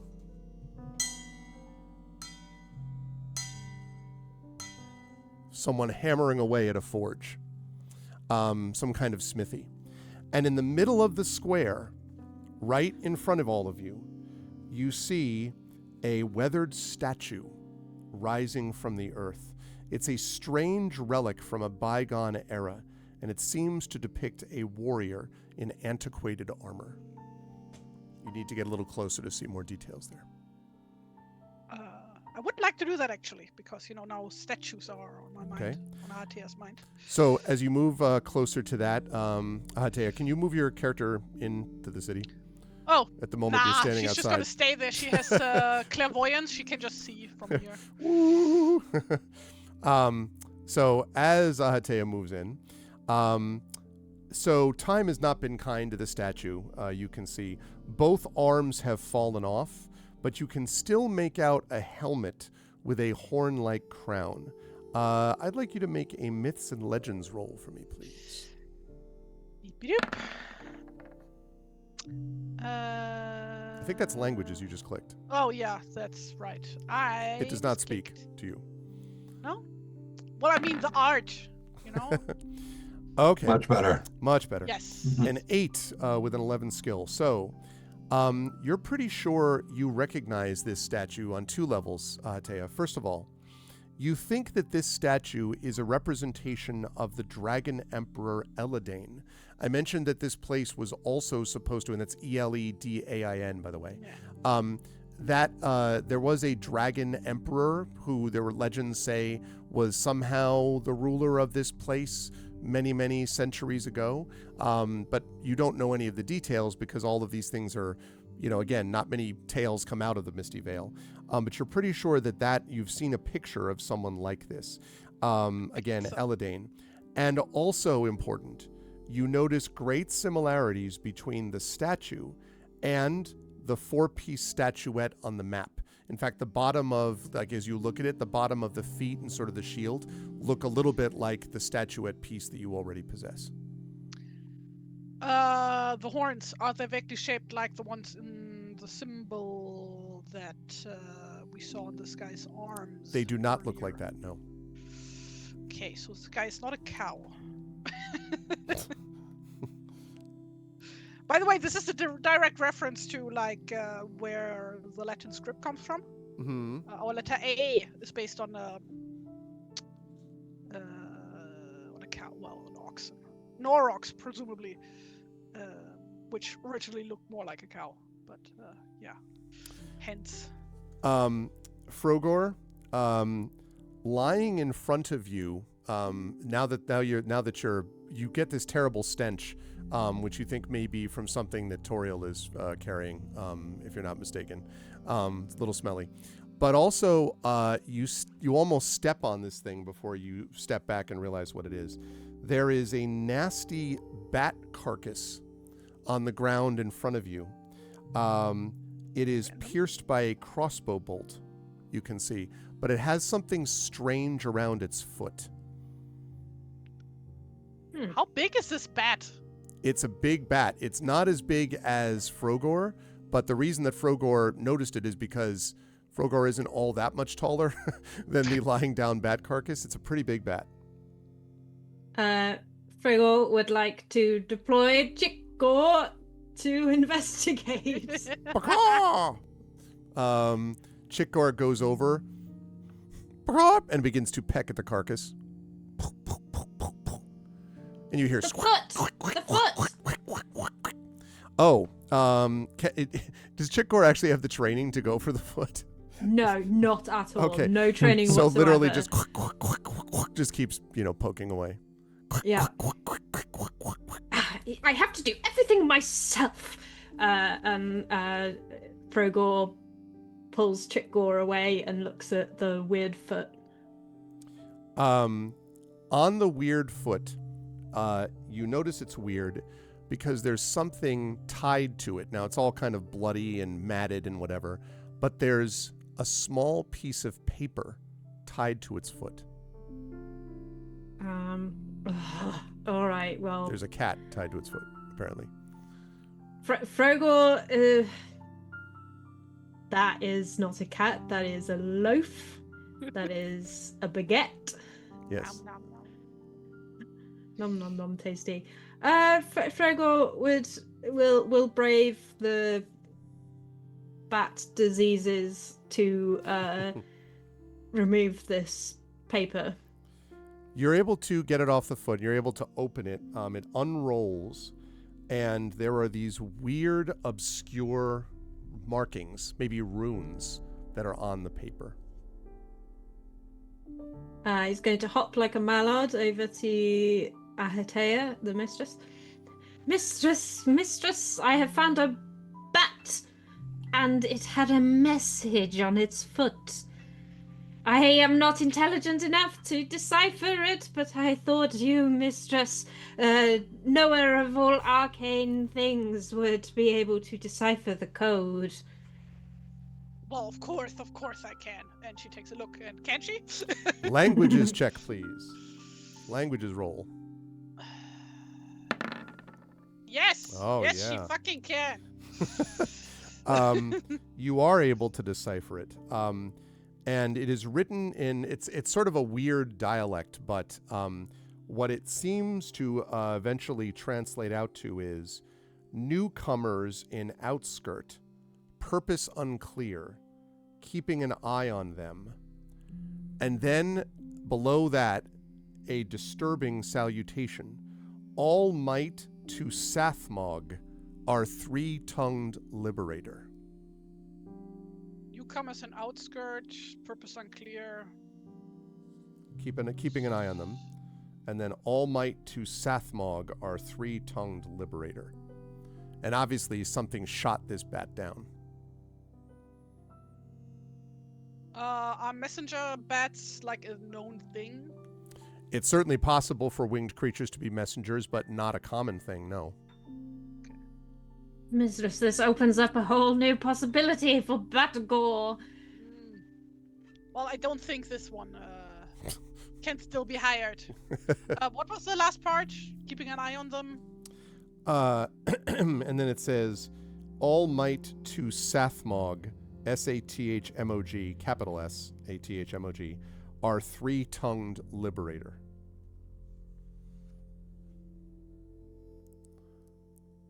Jesus, Big Boss. I am not going to restate that.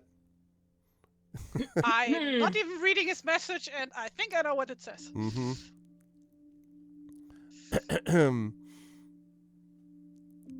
Our three-tongued liberator. Liberateur. That's what it says. Do we know of any three-tongued liberators? Can you open your mouth, please? And she counts. Just one tongue. No, I do not. Would you like me to check your mouth, mistress? Yes, very, very good thinking. I'm afraid you are a singular-tongued liberator.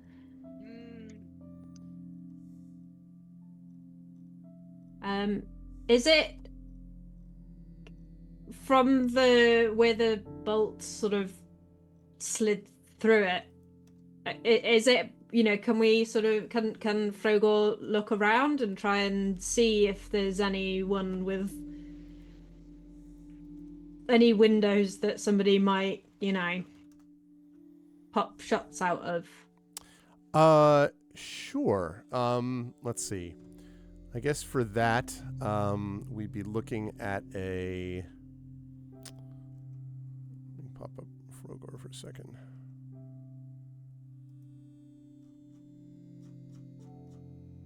Scroll down. Frogor cannot see anything above his head because of the brim of his hat. Yeah, I would say you'd be looking for probably... I'm trying to decide if it's awareness or spot hidden. Spot hidden, I guess. Oh, excellent. I don't have a Bane to spot hidden, so that was the better of the two options. I think you also have a skill of 4, right? So Yeah. Nice. wow. Oh, he can't. He can't What look is up. this? You carefully He found lift. out that he can flip up the Yeah. front part of his. Yeah. Zero. Yeah. As Maybe you- he looks up and he's still holding his lance. So without even realizing, the lance pushes against the hat and lets him look up, and he just doesn't even know. It's a miracle. Okay. Blind can see.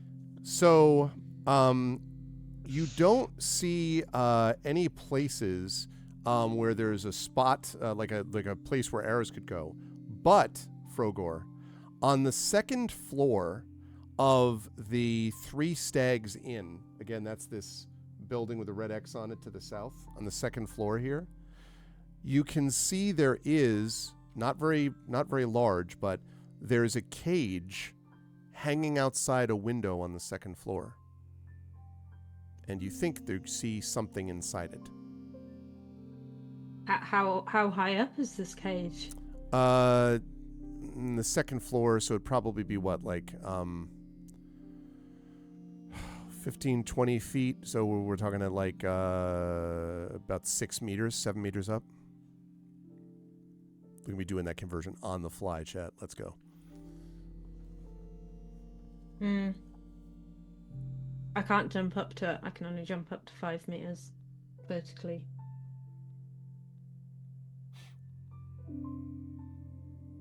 Do we also see the cage, or? If yes, Frogor points you'd it like out. to. Mistress! There's a strange cage outside of that window up there. Did you see how I saw something? It was up. That doesn't usually happen, mistress. Very good, very good. And she goes over and pats his head.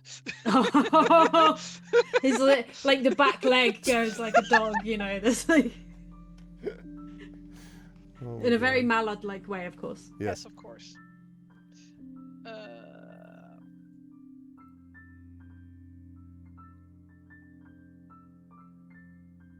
Well, what is so strange about the cage? That it's there. That it's there. It's not big enough to hold a humanoid for sure. Maybe a very small humanoid. Frogor would like to hop over like a mallard closer. Okay. And look up. Is it holding a creature smaller than a mallard? So, and I will say that this building also is definitely the tallest building you think you've seen besides the temple, which is obviously up on the hill.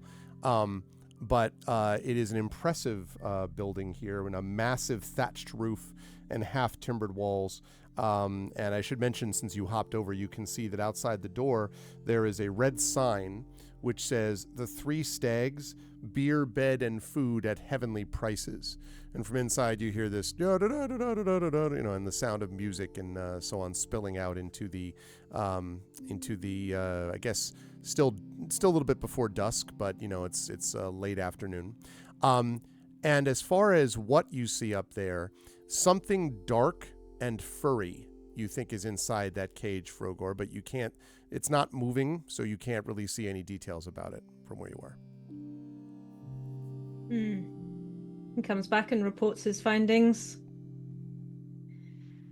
So a dark furry, so like as in goth, or? From the inn, you did hear, "Wake me up, can't wake up, it's not. Save me." Arv, Zoom DMs. Oh. Sorry. It's okay. Oh.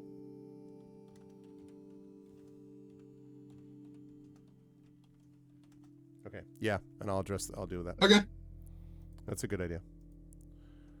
Okay. All right. Don't worry about it. Chuff is just talking about where to set all of the explosive barrels around the outside of town. I mean... Guy Fawkes, love it. Mm-hmm. It's the mustache. Did they call this outskirt or parliament? Haha. Okay, no. Mistress, would you like to visit the merchant or the inn?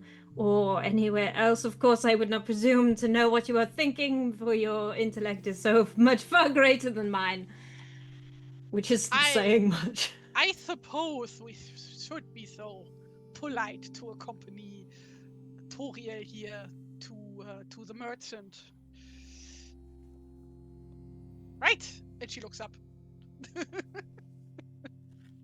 Toriel just has all Hogor, Chickgore, Ahatea and Frogor all just looking up As- expectantly. As Toriel admittedly wasn't paying close attention to their conversation, he's slightly taken aback by suddenly all of them looking at him.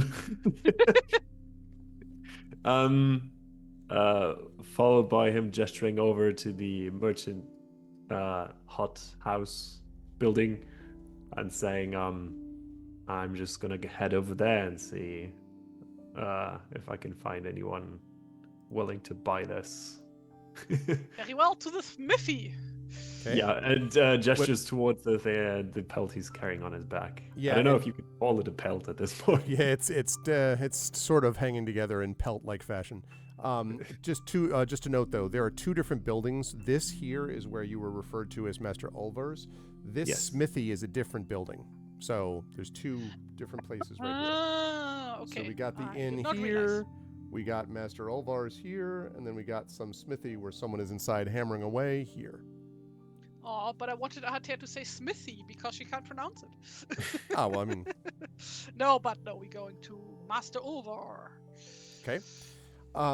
So when you walk into Master Ulvar, this is an oblong, windowless log building, as you can see. And on the roof, there's something odd, Hatea, because as you're about to walk in, you hear "Meh," right above your head. Meh, Found Valhalla! There's a goat on the roof! meh. Yeah, so do you look up? Yes, yes. Because I there look is a up. goat on the roof. In fact, there are several goats that No, are wait, feeding. Valhalla has a cow on the roof, not a goat. There I'm are sorry. goats feeding on the unkempt grass. And above the entrance, there is a grained wooden sign which says Master Ulvars in curling letters. Meh, Seems like it's the right place. meh, meh. Okay. When you walk in to not a particularly large place, and you see, let me zoom this out, an impressive looking man, tall, red-faced, probably late 50s maybe, with a very impressive drooping mustache. And when you walk in, he is talking to someone, and he says, "Now you understand." Now his voice is so loud that literally, like, every time he speaks, you hear "Meher, meher," like from the sound of like the goats above on the roof above, like sort of you hear their hooves moving and them baying every time he speaks. "You've got to understand, this shop is more than just a place. It's a calling. Do you see what I'm getting at, Jory? Do you understand what I'm saying?" Every time he speaks, his mustache, like, "Do you understand what I'm saying?" And standing, basically looking at him, I don't want to use the word stupidly, but is a younger, considerably younger man. Although there is something unusual about the way he looks. He has something about his mouth and teeth and the angle of his eyes and so on.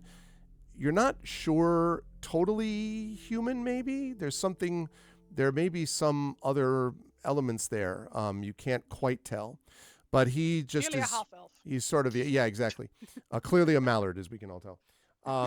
But he's listening, and he isn't saying anything. He's just sort of looking at the other man with the mustache who's talking to him.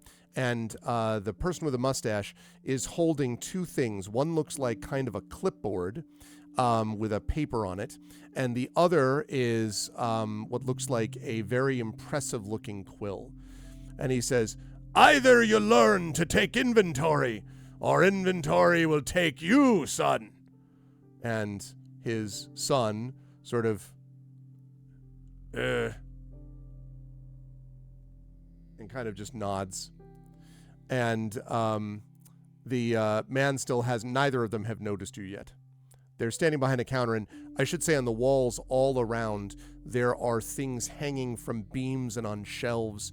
You see like, cloves of garlic, and you see different like stacked up what look like wooden cups possibly, and then like there might be baskets that seem to have little bits of jerky sticking out of them. Seems like very much a general store kind of vibe. And they haven't noticed you as you've all walked in. Anything that resembles leather produce or animal hides there? Yes, although they don't. Nothing as big as what you're carrying. It looks like there's stuff which has been maybe tanned and like trimmed down into something else. You know what I mean? And I say something. Don't just look at me. And the son says, something, Dad. No, I'm asking. And then he sort of sees you and, I apologize. Customers, Jory. And he says, customers. Like the goats, lose it on the roof above. Customers. And he strides forward. Now, you can see as he walks out from behind the counter, this dude is about maybe 2.5 meters tall and wide.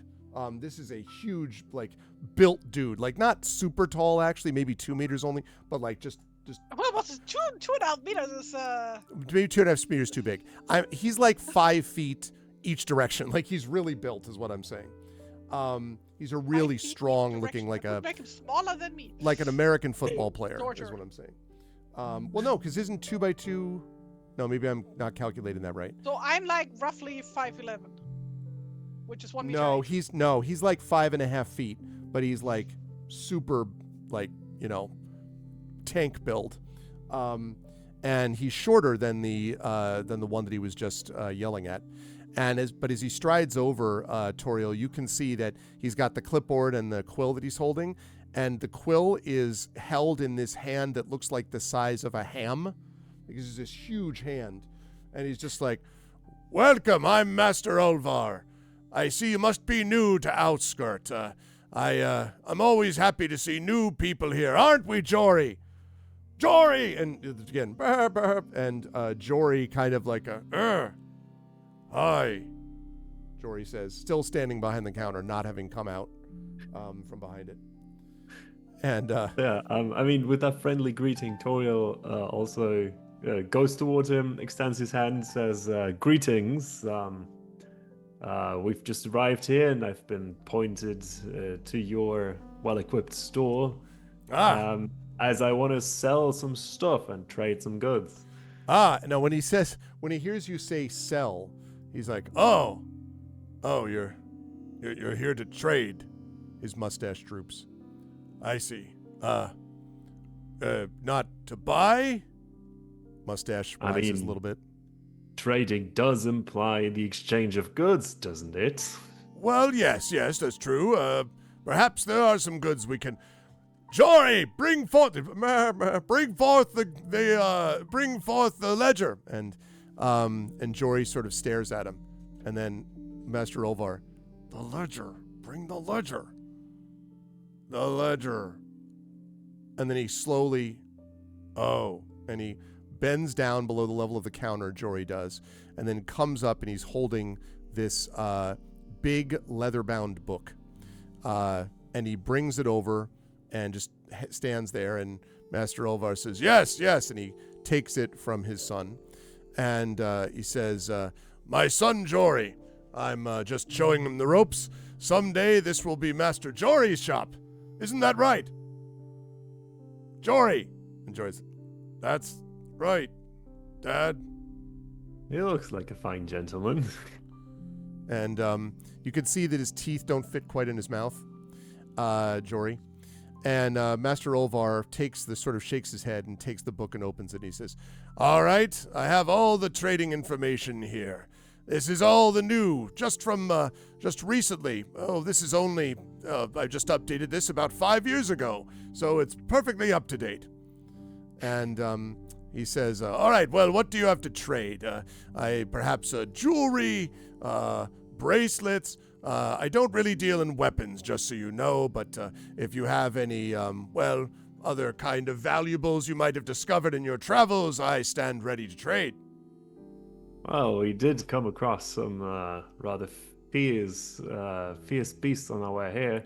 Oh, And you we have found they had jewelry they had stolen from people, perhaps. Unfortunately, not jewelry, but we have found this fine piece of hide, and I'll show him what that is. So you pull out the hide, right? Yes. And he says, and he kind of looks at it. This, you found this. Well, yes. What is this? And Jory says, smells. Smells. Yes, Jory, yes. You don't need to. We know it smells. Smells. Be It quiet, looked Jory. like an oversized wolf to me. Sorry, say that again. It looked like an oversized wolf to me, like a travel companion of mine did the honors of skinning it. Oh, well, maybe you could make a blanket of it. I assume if you hang it a little and the stench goes away, you could probably do that. I meant you could maybe make a blanket of it. We're not a tannery, and also, I don't know what this is worth. It's a skin. I mean, don't get me wrong. He kind of looks at it and he says, well, I suppose we could cut it up into some leather strips. Could use that for certain bindings on bags. And he kind of looks around. First he looks at all the baskets and, they have all these fancy goods. And then he looks sort of farther along and then he looks in the back corner. And finally he says, well, I guess there's this. And he walks over. He hands the book back to his son, who just stands there with it. And he walks over to this basket in the far door corner of the room. And he brings it over to you. Now, this reference may or may not, I don't know what this is like in other places, but if anyone ever remembers going to a doctor when you were a kid, like a pediatrician, or to maybe a dentist when you were young, some of the nicer places of this give you like a sticker or something for being good, Candy. or they give you like a candy, or they give you a little toy, and they're all really Gummy cheap, bears usually, or lollipop. Yeah, or sometimes you go to places and you like play games and win tickets, and then you turn in tickets and like everyone's like, you could win an Xbox, and yeah, you can win an Xbox if you give them like 6 million tickets, like, and you play games for like 75 consecutive weeks. So generally you end up spending the tickets on the other items. This is the basket of other items. I Right? see. And he sort of Get one of those sticky grabby hands that you can like throw the ones made of like rubber. It's not quite that bad, but it's pretty close. Like, so finally he's like, I could possibly give you this, and you see that there's a ball of twine in there. He's like, that's very strong twine. That thread will hold for a very long, at least several of hours. It's not weatherproof, but it is water absorbent. Right, Jory? I see. String, Jory says. To be fair, in settings where there is no, where duct tape hasn't been invented, string is your best friend, actually. Hey, listen, when I'm taking the garbage out, sometimes I need twine. You kidding me? There are times. You're not wrong. Yeah.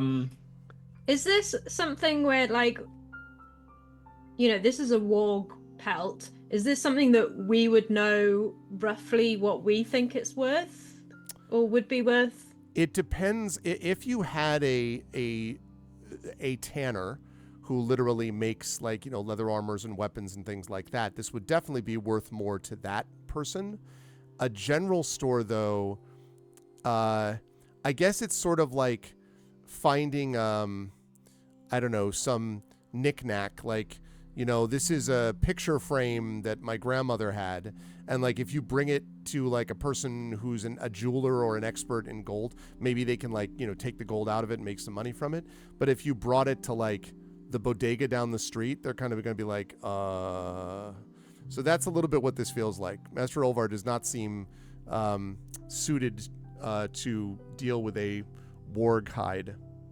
Yeah, he They doesn't seem very surely have a inclined. leather worker or tanner in town, right? Do you want to? You could ask. I mean, he probably doesn't have one at hand himself, otherwise he would probably gladly take it. But Yeah. Toriel notices he's not particularly inclined at giving him a, in his opinion, reasonable deal. So Toriel says, "Okay, well, I see what you're getting at. Hey, listen, he says. I can see that you're trying to figure out what to do with this. And, well, since you're new in town, I tell you what. If you're willing to look around a bit here, and perhaps no obligation, just consider getting one of the many fine items available in my shop, then I'll be happy to direct you to someone that I think could take this off your hands. I mean, could give you the amount that it's definitely worth. There's a person you need to look for, I think would be in the market for this. Just look around and, then I'll tell you those things. That does sound like a good idea. Is Do you this ever- person the blacksmith? No. No, it's not the blacksmith. There's nothing wrong with him, mind, but, I should say with them. The twins don't really need to, perhaps you could talk to them. They do have some leather armor over there. They're the ones with armor and weapons. But I don't know how much they deal in tanning from the first place, but those are the dwarven twins, Okald and Badenor. You could go over and find them. The one I'm thinking about is more likely to get unusual items. And he says unusual in the way that you would normally say disgusting and repulsive items. Okay. Well, in that case, do you have... you told me you don't deal in weapons, but do you by chance have something that resembles a carving knife? I certainly do. And in fact, so what he has actually, if you go to page 6, let's see, let me show you this. Actually, you don't, never mind. I realized I could tell you that, but maybe that's perhaps not the best idea. Let me find it for you, because otherwise it's going to get confusing. No, chapter 6, there we go. So chapter 6 of the rule book that all of you possess has gear, and in chapter 6 there are no weapons available, but most of the what they describe as more common items are listed. So he has clothes, he has trade goods. So he definitely has, like, all the stuff you see in trade goods he would have, Toriel. So like marble, padlock, rope, dice, he's got tents, whistles, spy glasses, stuff like that. And he does have as well a set of tools, which would include like a crowbar and a hammer and a needle and thread and a pickaxe and a saw and a shovel and things like that. So he has those things as well. So basically the common sort of stuff. Well, and Ahatia would lean over and go, surely you could get anything made from metal for cheaper over at the smith's place. And do you say that like in a whisper, Dan? Yeah. Okay. So yeah, Toriel browses through the stuff a little, looks at the items that are around, and eventually settles on telling him, well, thanks for showing me around. I'll try to get this off my hands first to get my hands free, and then I'll be back. And he says, all right, well, if you promise to come back here after you've done it, you should go and talk to Dranath. He's a weird one, a mystic. Spends most of his time meditating, but he's the local healer around here, and he's always looking for weird things, and perhaps too much of his own supply. Well, anyway, I won't say any more. But you can find him over by near where the old temple is. Near the old temple. You go up the stairs to the temple, go over, and you'll see his hut. And the place that he points you to is right here on the map. I see. And Thanks for the directions. This person, Dranath. He says, all right, well, it's a pleasure knowing you, but I've got a busy day before me. I've got a busy evening, got a lot to teach my son here. Right, Jory? And Jory Teach. Yes. Well, all right then. Good luck to you. And he says loudly, and the timbers rattle and above. Yeah, so I basically sling that hide back over my back or backpack and walk out again. Okay.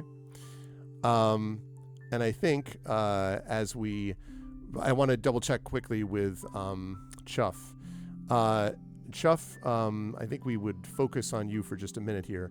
As you've entered the this sort of place in the forest, what do you? The small little forest is really ambitious. It's a thicket. It really is. It's a little bigger than a thicket, but it's around that area. Yeah, it's a copse, a COPSE, right? Ooh, yeah. As you're lying down there, does Chuff do anything before retiring for the evening, as it were? Mostly he's just like getting some slightly less stinky than the war guide stuff, but it's like a little ointment that he's like rubbing on his temple. Okay. A little bit, because he's just trying to get himself sorted out. He just doesn't feel right, and in the process, he clears his dazed condition and just sort of pulls his clothing, tries to smooth his hackles down. He's like, all right, I just need to.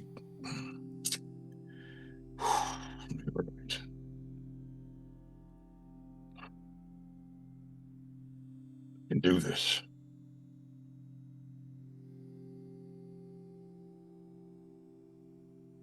And so probably after about half an hour, 45 minutes of just kind of cooling himself down and bracing himself against what he knows is in there, he'll probably sort of make his way, because he can see where the guy was pointing out where the stuff was. So he knows there's a gate on that side. And so he's probably going around the outside of the walls to the gate to come in from that side.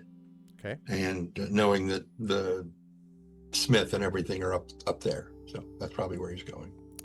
And I think as he makes his way, as Chuff makes his way to the gate, and Toriel, Ahatea, and Frogor emerge into the village square, the sound of mang goats about them, we maybe pull back the camera just to see what's left of the mangled bat carcass lying on the ground, and perhaps someone from somewhere looking down at the carcass that is not any of the party members. And that's where we will bring our play session to a close. Good stuff today, folks. We need to talk experience and see what happened in this session today. I love it. We got to outskirt. All right. Okay.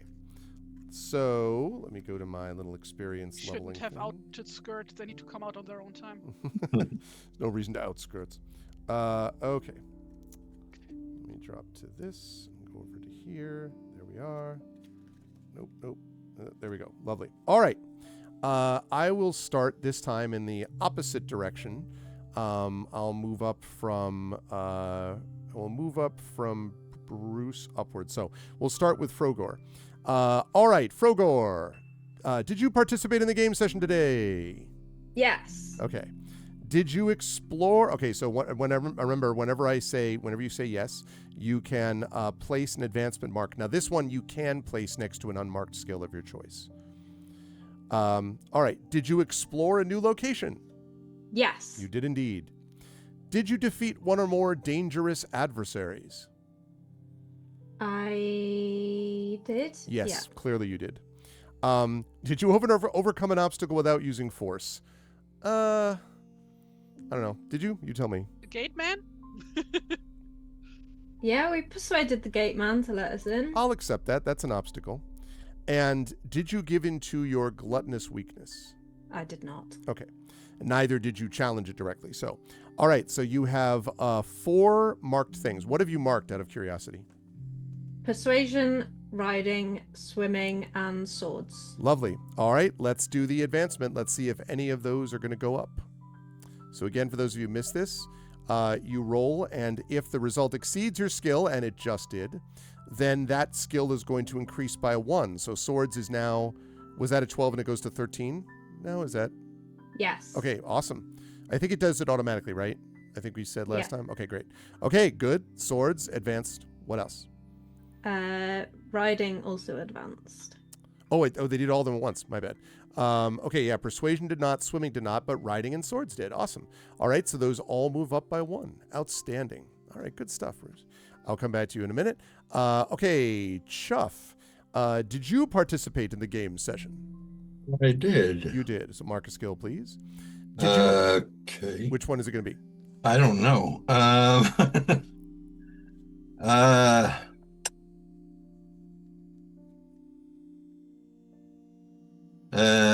bum, bum, bum.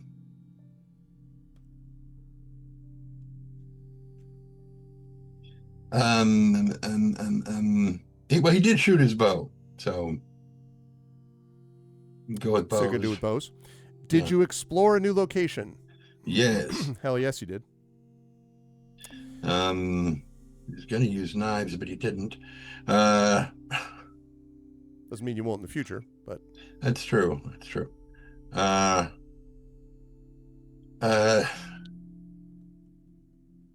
Okay, just because it's stupid and it's funny. His conversation with the warg about language. I'm gonna go with languages. with languages. Sounds good. Speaking of that warg, did you defeat one or more dangerous adversaries? Yeah, I believe we did. You did. So mark 1. What are you going to do for that one? For that one, I'm thinking I'm going to go with trying to decide with bushcraft because he skinned it as well. Okay, you could do that. So we'll put it there. And did you overcome an obstacle without using force?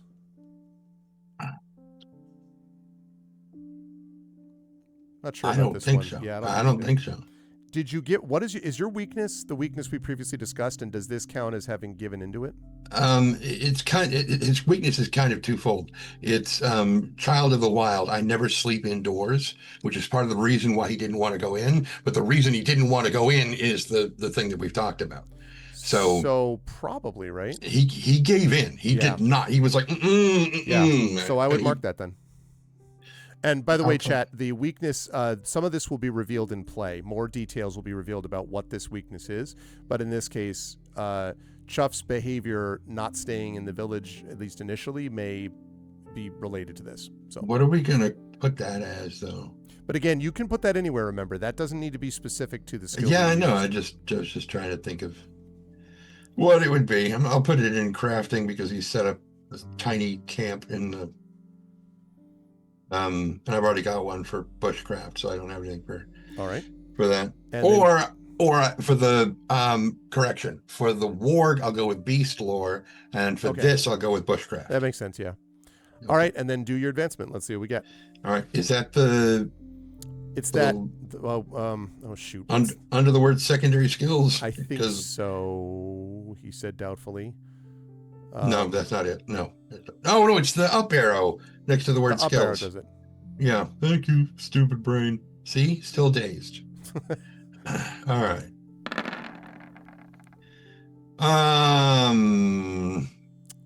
One advance, which is healing. Fitting, since he did so terribly on that. Yeah, I was gonna say bushcraft was close and languages was close, but you actually rolled underneath it. That's unlucky on languages. You would expect that you would get that for that one. So okay, but you did. So wait, on those we want to roll above. Because you want it to exceed the skill number that you have. Because remember, you're trying to up that skill, right? So bushcraft is a 12. If you roll under it, you would normally succeed on that roll. You want to roll over it, because if you fail with the roll, it means the skill needs to be improved and thus goes up. Okay. So languages was close for the same reason. Bows was not close.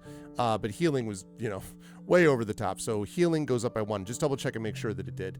To 7, it should have gone. Yes, it did. Great. Lovely. Good stuff. All right, Tari. For Ahatea, did you participate in the game session? No. All right. -5. No, I did. So we're gonna mark that. What are you gonna mark? Myth and Myths and legends. Yes. Did you explore a new location, Ahatea? Yes, Absolutely. I did.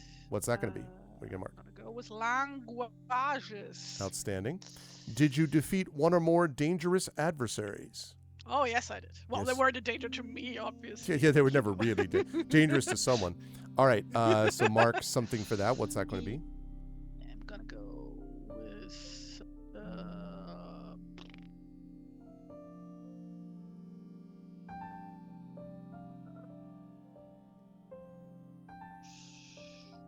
awareness. Okay. Did you overcome an obstacle without using force? Does a gate guy count for all of us? or Not, just I for don't the think person so. I on think the- Frogor was the one Okay, who no, handled then that not. mostly. So I'd say no. Your weakness is haughtiness, right? Being a stuck-up bitch. Is yes. this gonna like automatically just always happen? Like, I mean, everyone correct me if I'm wrong. I feel like Ahatea just gets that automatically usually. She might act in a kind and non-haughty, stuck-up, bitchy way. It'll be like everybody be like, "What the hell's wrong with her?" Well, that's overcoming Um, a weakness, right? When she finally yeah. has a heart, you know. Mhm, Her heart mhm. drew 2 sizes that Obviously day. possessed. Yeah, Mhm. exactly. Right, Obviously right. possessed. Okay, so we'll say that you did give in your weakness. So mark one more, please.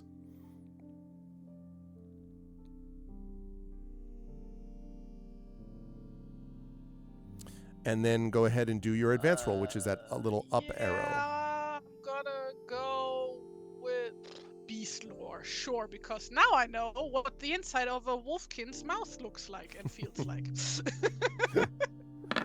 Yep. Okay, so and you would also mark it because you got the demon, I think, or the dragon, something. The dragon, please. Dragon from before. Okay, so awareness advances. Beast lore does not. Languages does. Myths and legends does not. Elementalism does not. So we got awareness and language boost. And double check for me, Tari, make sure that it did it automatically. Did it up to those two? Yes, it did. Lovely. All right, good stuff. And last but certainly not least, Crocs for Toriel. Did you participate in the game session? I believe I did. You did indeed. Did you explore a new location? Yes. we Once have again, arrived at yes. Fancy New Village. Did you defeat one or more dangerous adversaries?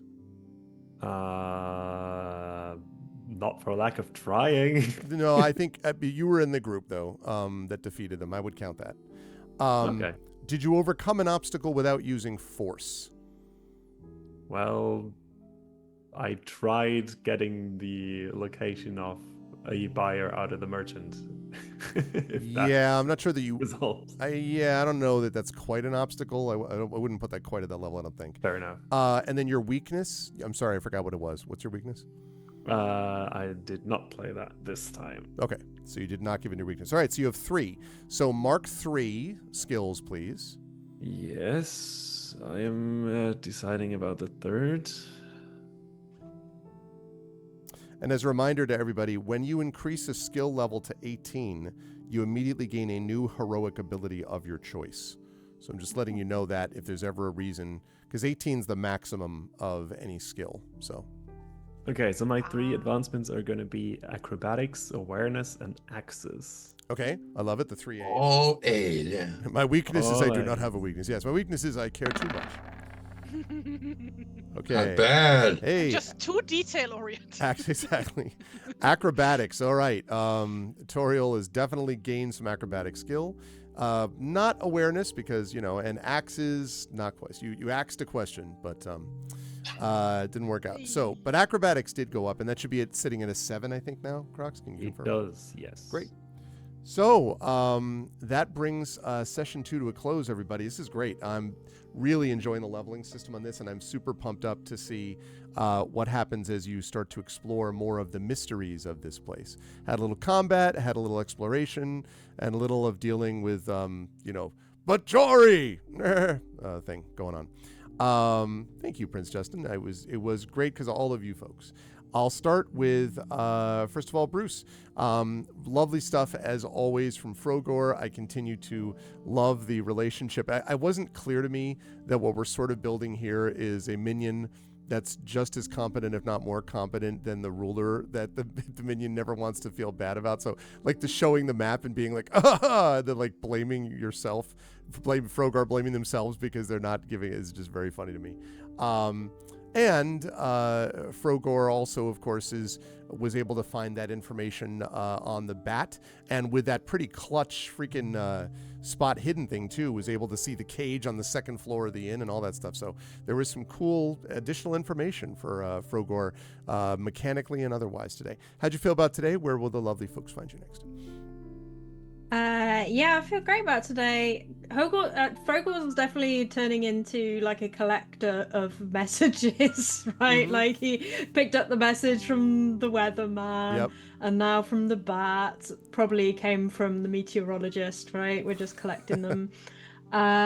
So yeah, that was really fun, and I am afraid for when Frogor will get an opportunity to show his weakness, because he has no money, and so any food that he eats will definitely be stealing, which is against the town's rules. So that's gonna be fun, and Can't wait yeah, for that. the fine folks will find me next on the GodCom channel on Sunday, when we will be streaming Ghosts of Saltmarsh. Finally, back to Ghosts of Saltmarsh. Yes, I'm it's been so too long. excited. I'm We excited. had a point today, I think, was it somebody's ability was called like peace of mind or something like that. Inner and peace. it just Inner made peace. me inner peace, and I was like, that's what Green has been looking for his whole life. Inner peace. Yes, I'm excited. Green is a very different kind of character from Frogor, and I am excited to see that get played out on Sunday. It's going to be a good time. Thanks, Bruce. Good stuff today, as always. Great stuff as well, Tren, with Chuff. I loved not only role-playing out what Chuff was dealing with, but the whole skinning the thing, carrying the thing was also very funny, and also, very much to type, I would say. And it'll be interesting to see how Chuff manages being inside a place that's, infested with humans. There's other creatures there too, of course, but a lot of humans around, and how to sort of deal with all of that. And you also, even with this being dazed condition that you previously had, you were able to inflict some damage, some serious damage to the Warg Rider. One interesting note about combat is that there's not a lot of glancing blows here.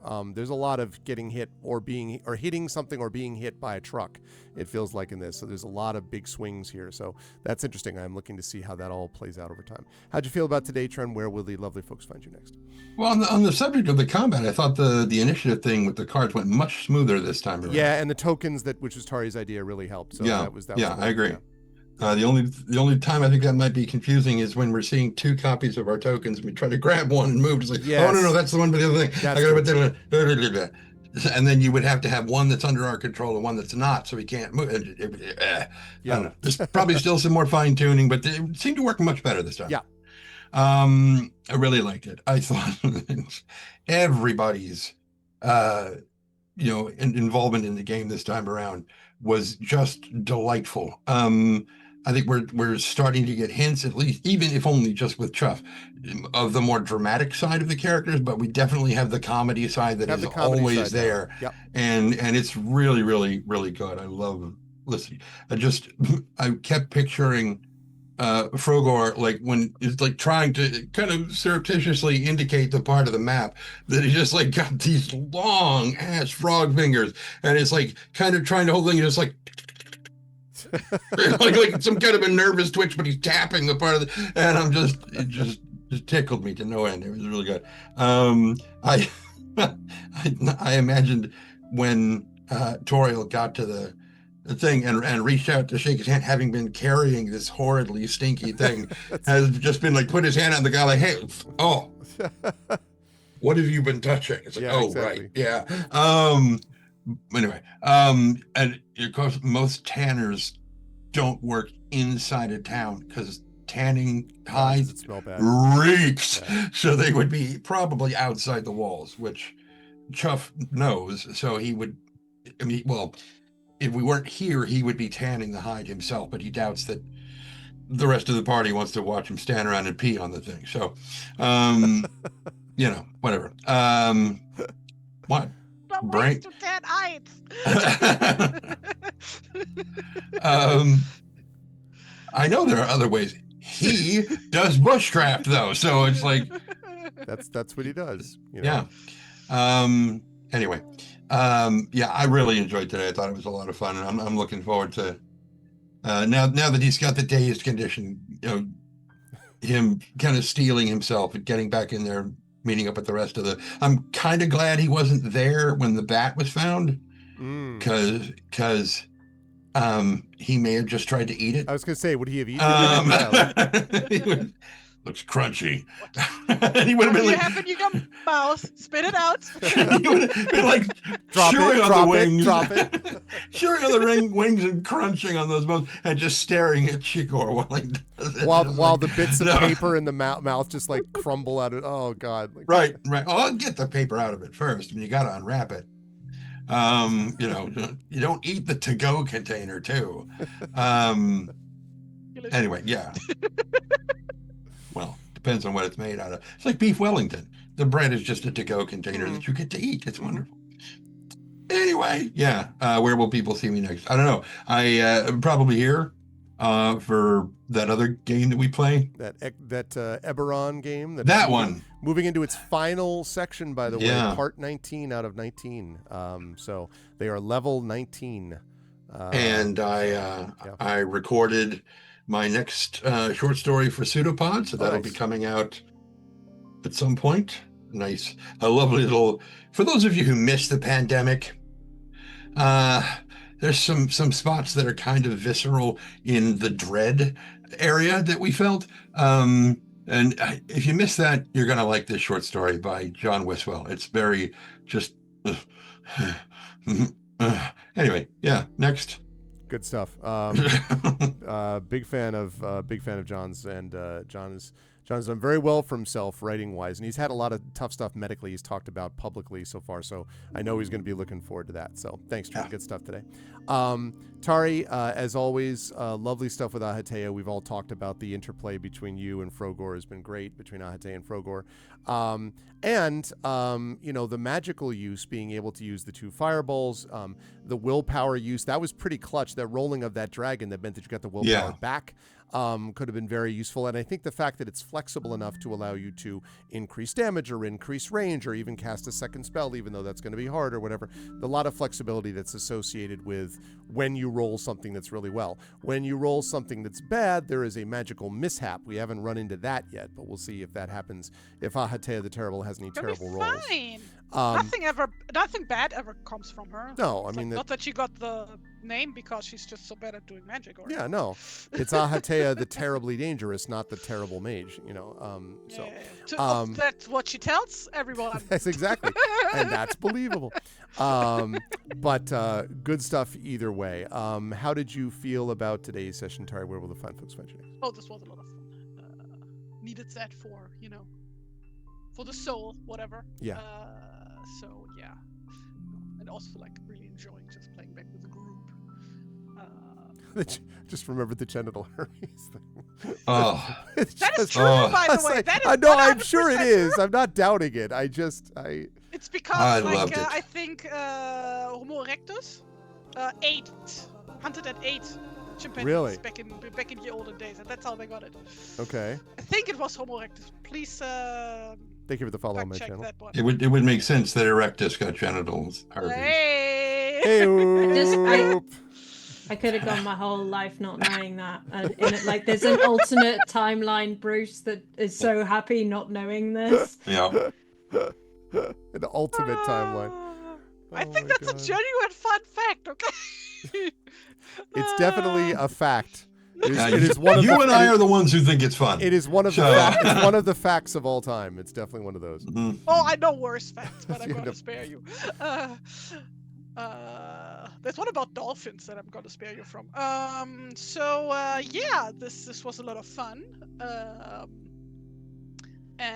Yeah, people can find me on Blue Sky and Kara and Tumblr at Taritunes, where I post my art and stuff. And currently, as I mentioned earlier, I'm like on a bit of a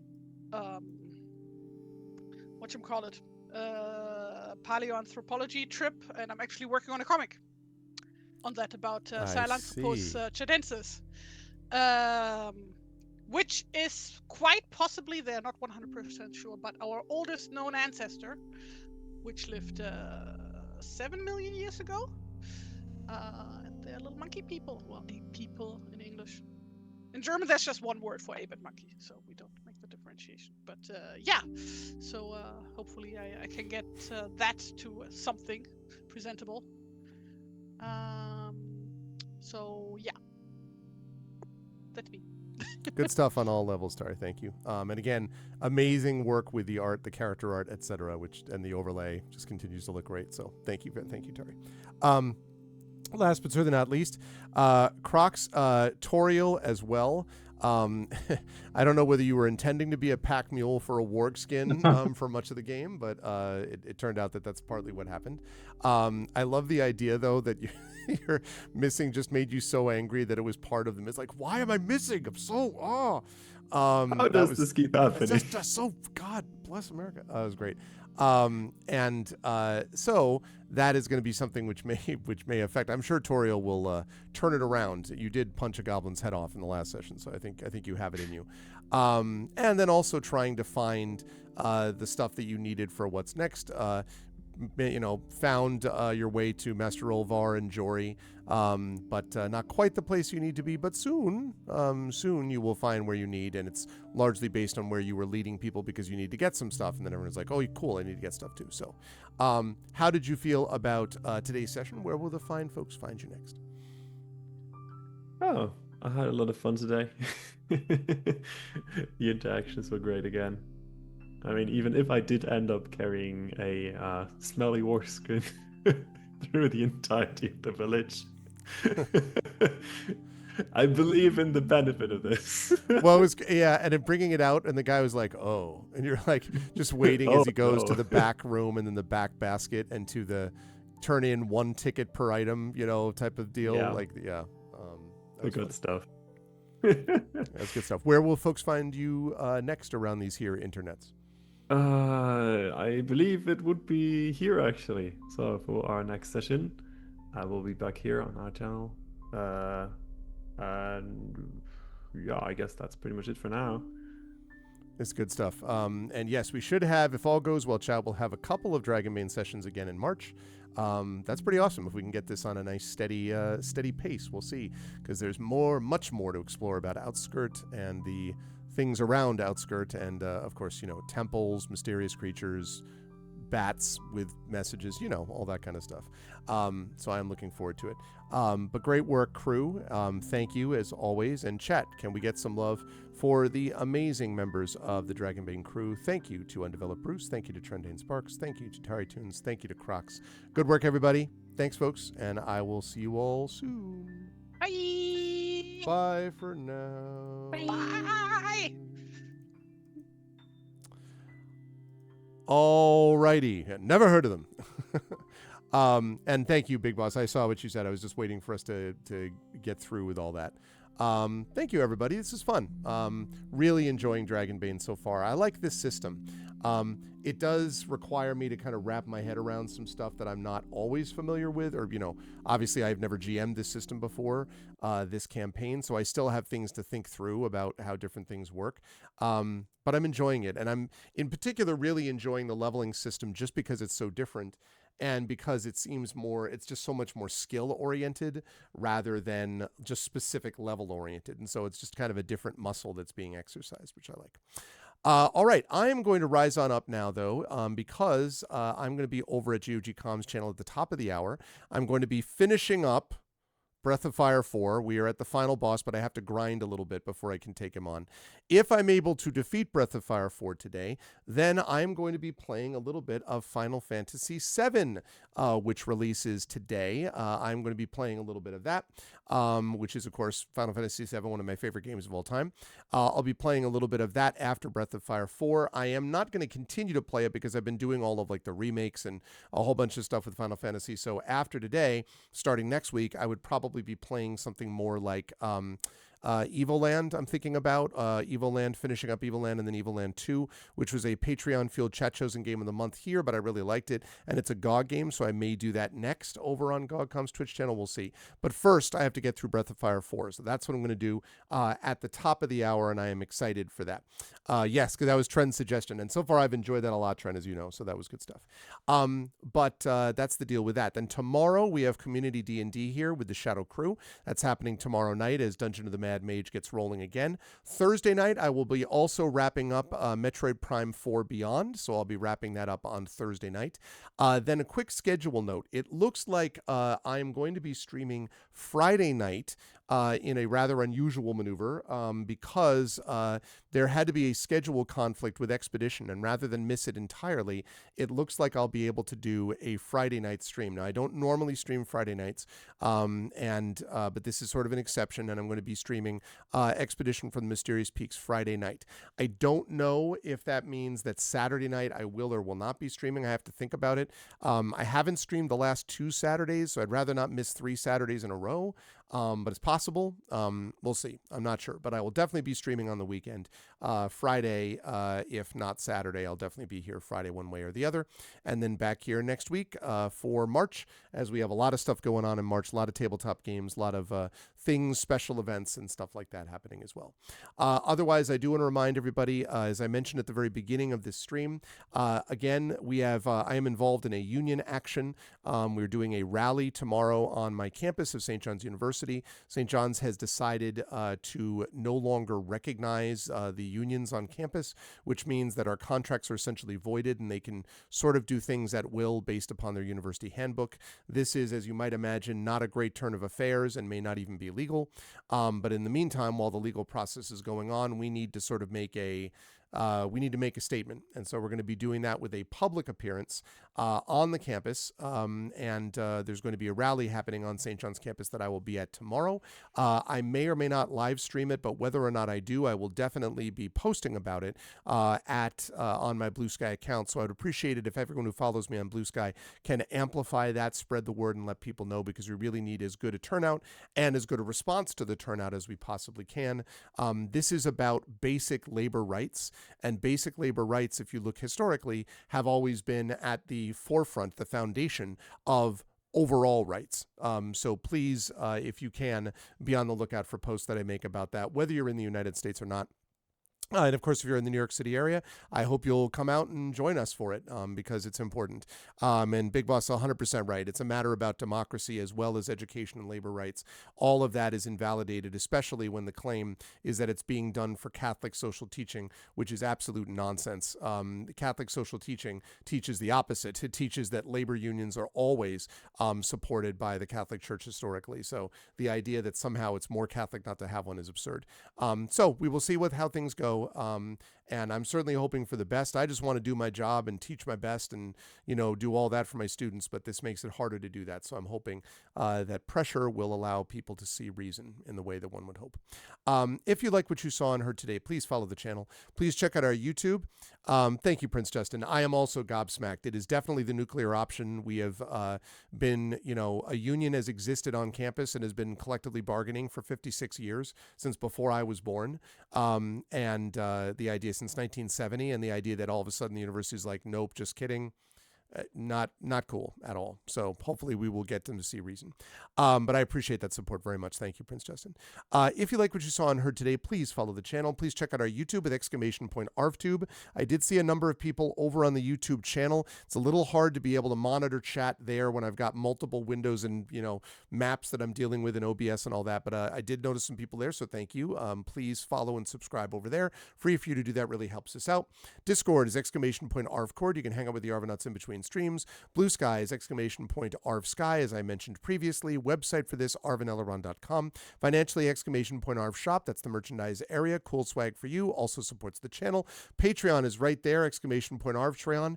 You can get some cool, unique stuff there at the Patreon. We're going to make some adjustments to it in the coming months, but even now you can get some unique stuff. So please do support us over there. It also really helps the channel out a lot, moves us towards various channel goals. !Arvtreon for that. Subbing to the channel really helps out with those custom sub badges and emotes you can use here, there, and everywhere across Twitch, and inspirations to help our players. Again, you get those custom sub badges and emotes, so please support us there. That makes a big difference as well. On the publishing front, exclamation point Icarus, my graphic novel from Athos Arts, exclamation point Library, my Tales and Tomes, The Forbidden Library, my 5e adventure and sourcebook from Alligator Alley Entertainment. That is a good point. Yes, I should have a command that I can put into YouTube as well that allows people to see the Discord. If you head over, those watching on YouTube, over to my Twitch channel and type in exclamation point ARVCord, then you can find it there. Also, there's a link over on my Twitch page, and I think I might even have a link on YouTube, but you can get there one way or the other is what I'm saying. But that's a good point. I'll think about that, Big Boss. Exclamation point Icarus, I mentioned. Exclamation point Library, that's my Tales and Tomes from the Forbidden Library, my 5e adventure and sourcebook from Alligator Alley Entertainment. And exclamation point Greyshade is my Greyshade IP. Greyshade Renegade Heretic, the Grey Assassin Trilogy from Athos Arts, available there. Award-winning, critically acclaimed. You can get the audiobooks of Greyshade Renegade and Heretic done by our very own Trent Sparks at that link as well. And you can also pre-order the tabletop role-playing game of Greyshade from our very own Brendan O'Brien, The Rising Tides, coming out from Alligator Alley Entertainment in the next couple of months. So please do pre-order that over there. And as always, exclamation point BLM, Black Lives Matter, important to affirm and assert the significance and importance of Black lives. Exclamation point Help Now, the World Health Organization page on suicide prevention. Important to reach out to others when you need help and reach out to others when they need help as well. Also, Big Boss could not agree more. Totally agree with that. And exclamation point Ukraine, UKRAINE, to help the people of Ukraine as they fight back against an illegal and illegitimate war with bravery and courage. It's the 4-year anniversary of Russia's invasion. As Imaginary Exponent said earlier today, the 3-day special action that has now turned into 4 years of Ukraine fighting bravely against an illegal, illegitimate invasion. Keep it up and spread the word that we will do so for others in that situation in the future. Last but certainly not least, I want to send again my thoughts, hopes, prayers, loves, and so on to the people of Minnesota and especially Minneapolis, continuing to fight against federal occupation, but they are winning. This is working, and we need to keep it up. Tonight, I hope that instead of those in the United States, instead of watching a convicted felon blather repeatedly about stuff that is irrelevant and unimportant, I hope instead you will consider following people on Twitch, watching people, watching some YouTube videos, or even better, hanging out with your family, reading, doing some cool stuff, but certainly not wasting your time on someone whose time has already passed and who we're suffering through right now. All I'm saying is don't watch the State of the Union, please. There's no reason to do it. But that's it for me. I'm going to be over on GOGCom's Twitch channel in just a little bit. So please join us over there for Breath of Fire 4 Beyond. More Dragonbane to come next month and more tabletop stuff coming later this week. Again, Friday, don't forget, Friday is the rescheduled, in all likelihood, Expedition for the Mysterious Peaks. Don't know if I'm streaming on Saturday. I will be streaming, though, on Sunday. Yeah, I know, but that's actually, it's okay, Triffid, because there's so much going on. I actually don't mind that we don't have it tonight. And then Sunday on my channel, By the Dice Roll, with more of Ghosts of Saltmarsh as we get back into that campaign at long last. Excited for that. All right, I'll see you folks over on GGCom. Until then, everyone, please be good to each other. Solidarity, my friends, and I'll see you in a little bit. Thanks especially to the Dragonbane crew. Great work from Crocs, great work from Tren, great work from Tari Tunes, and great work from Undeveloped Bruce. Really enjoying this group a lot. That's it. I'll catch you folks later on. Until then, much love. Everyone be good to each other, and see you all soon. Bye for now.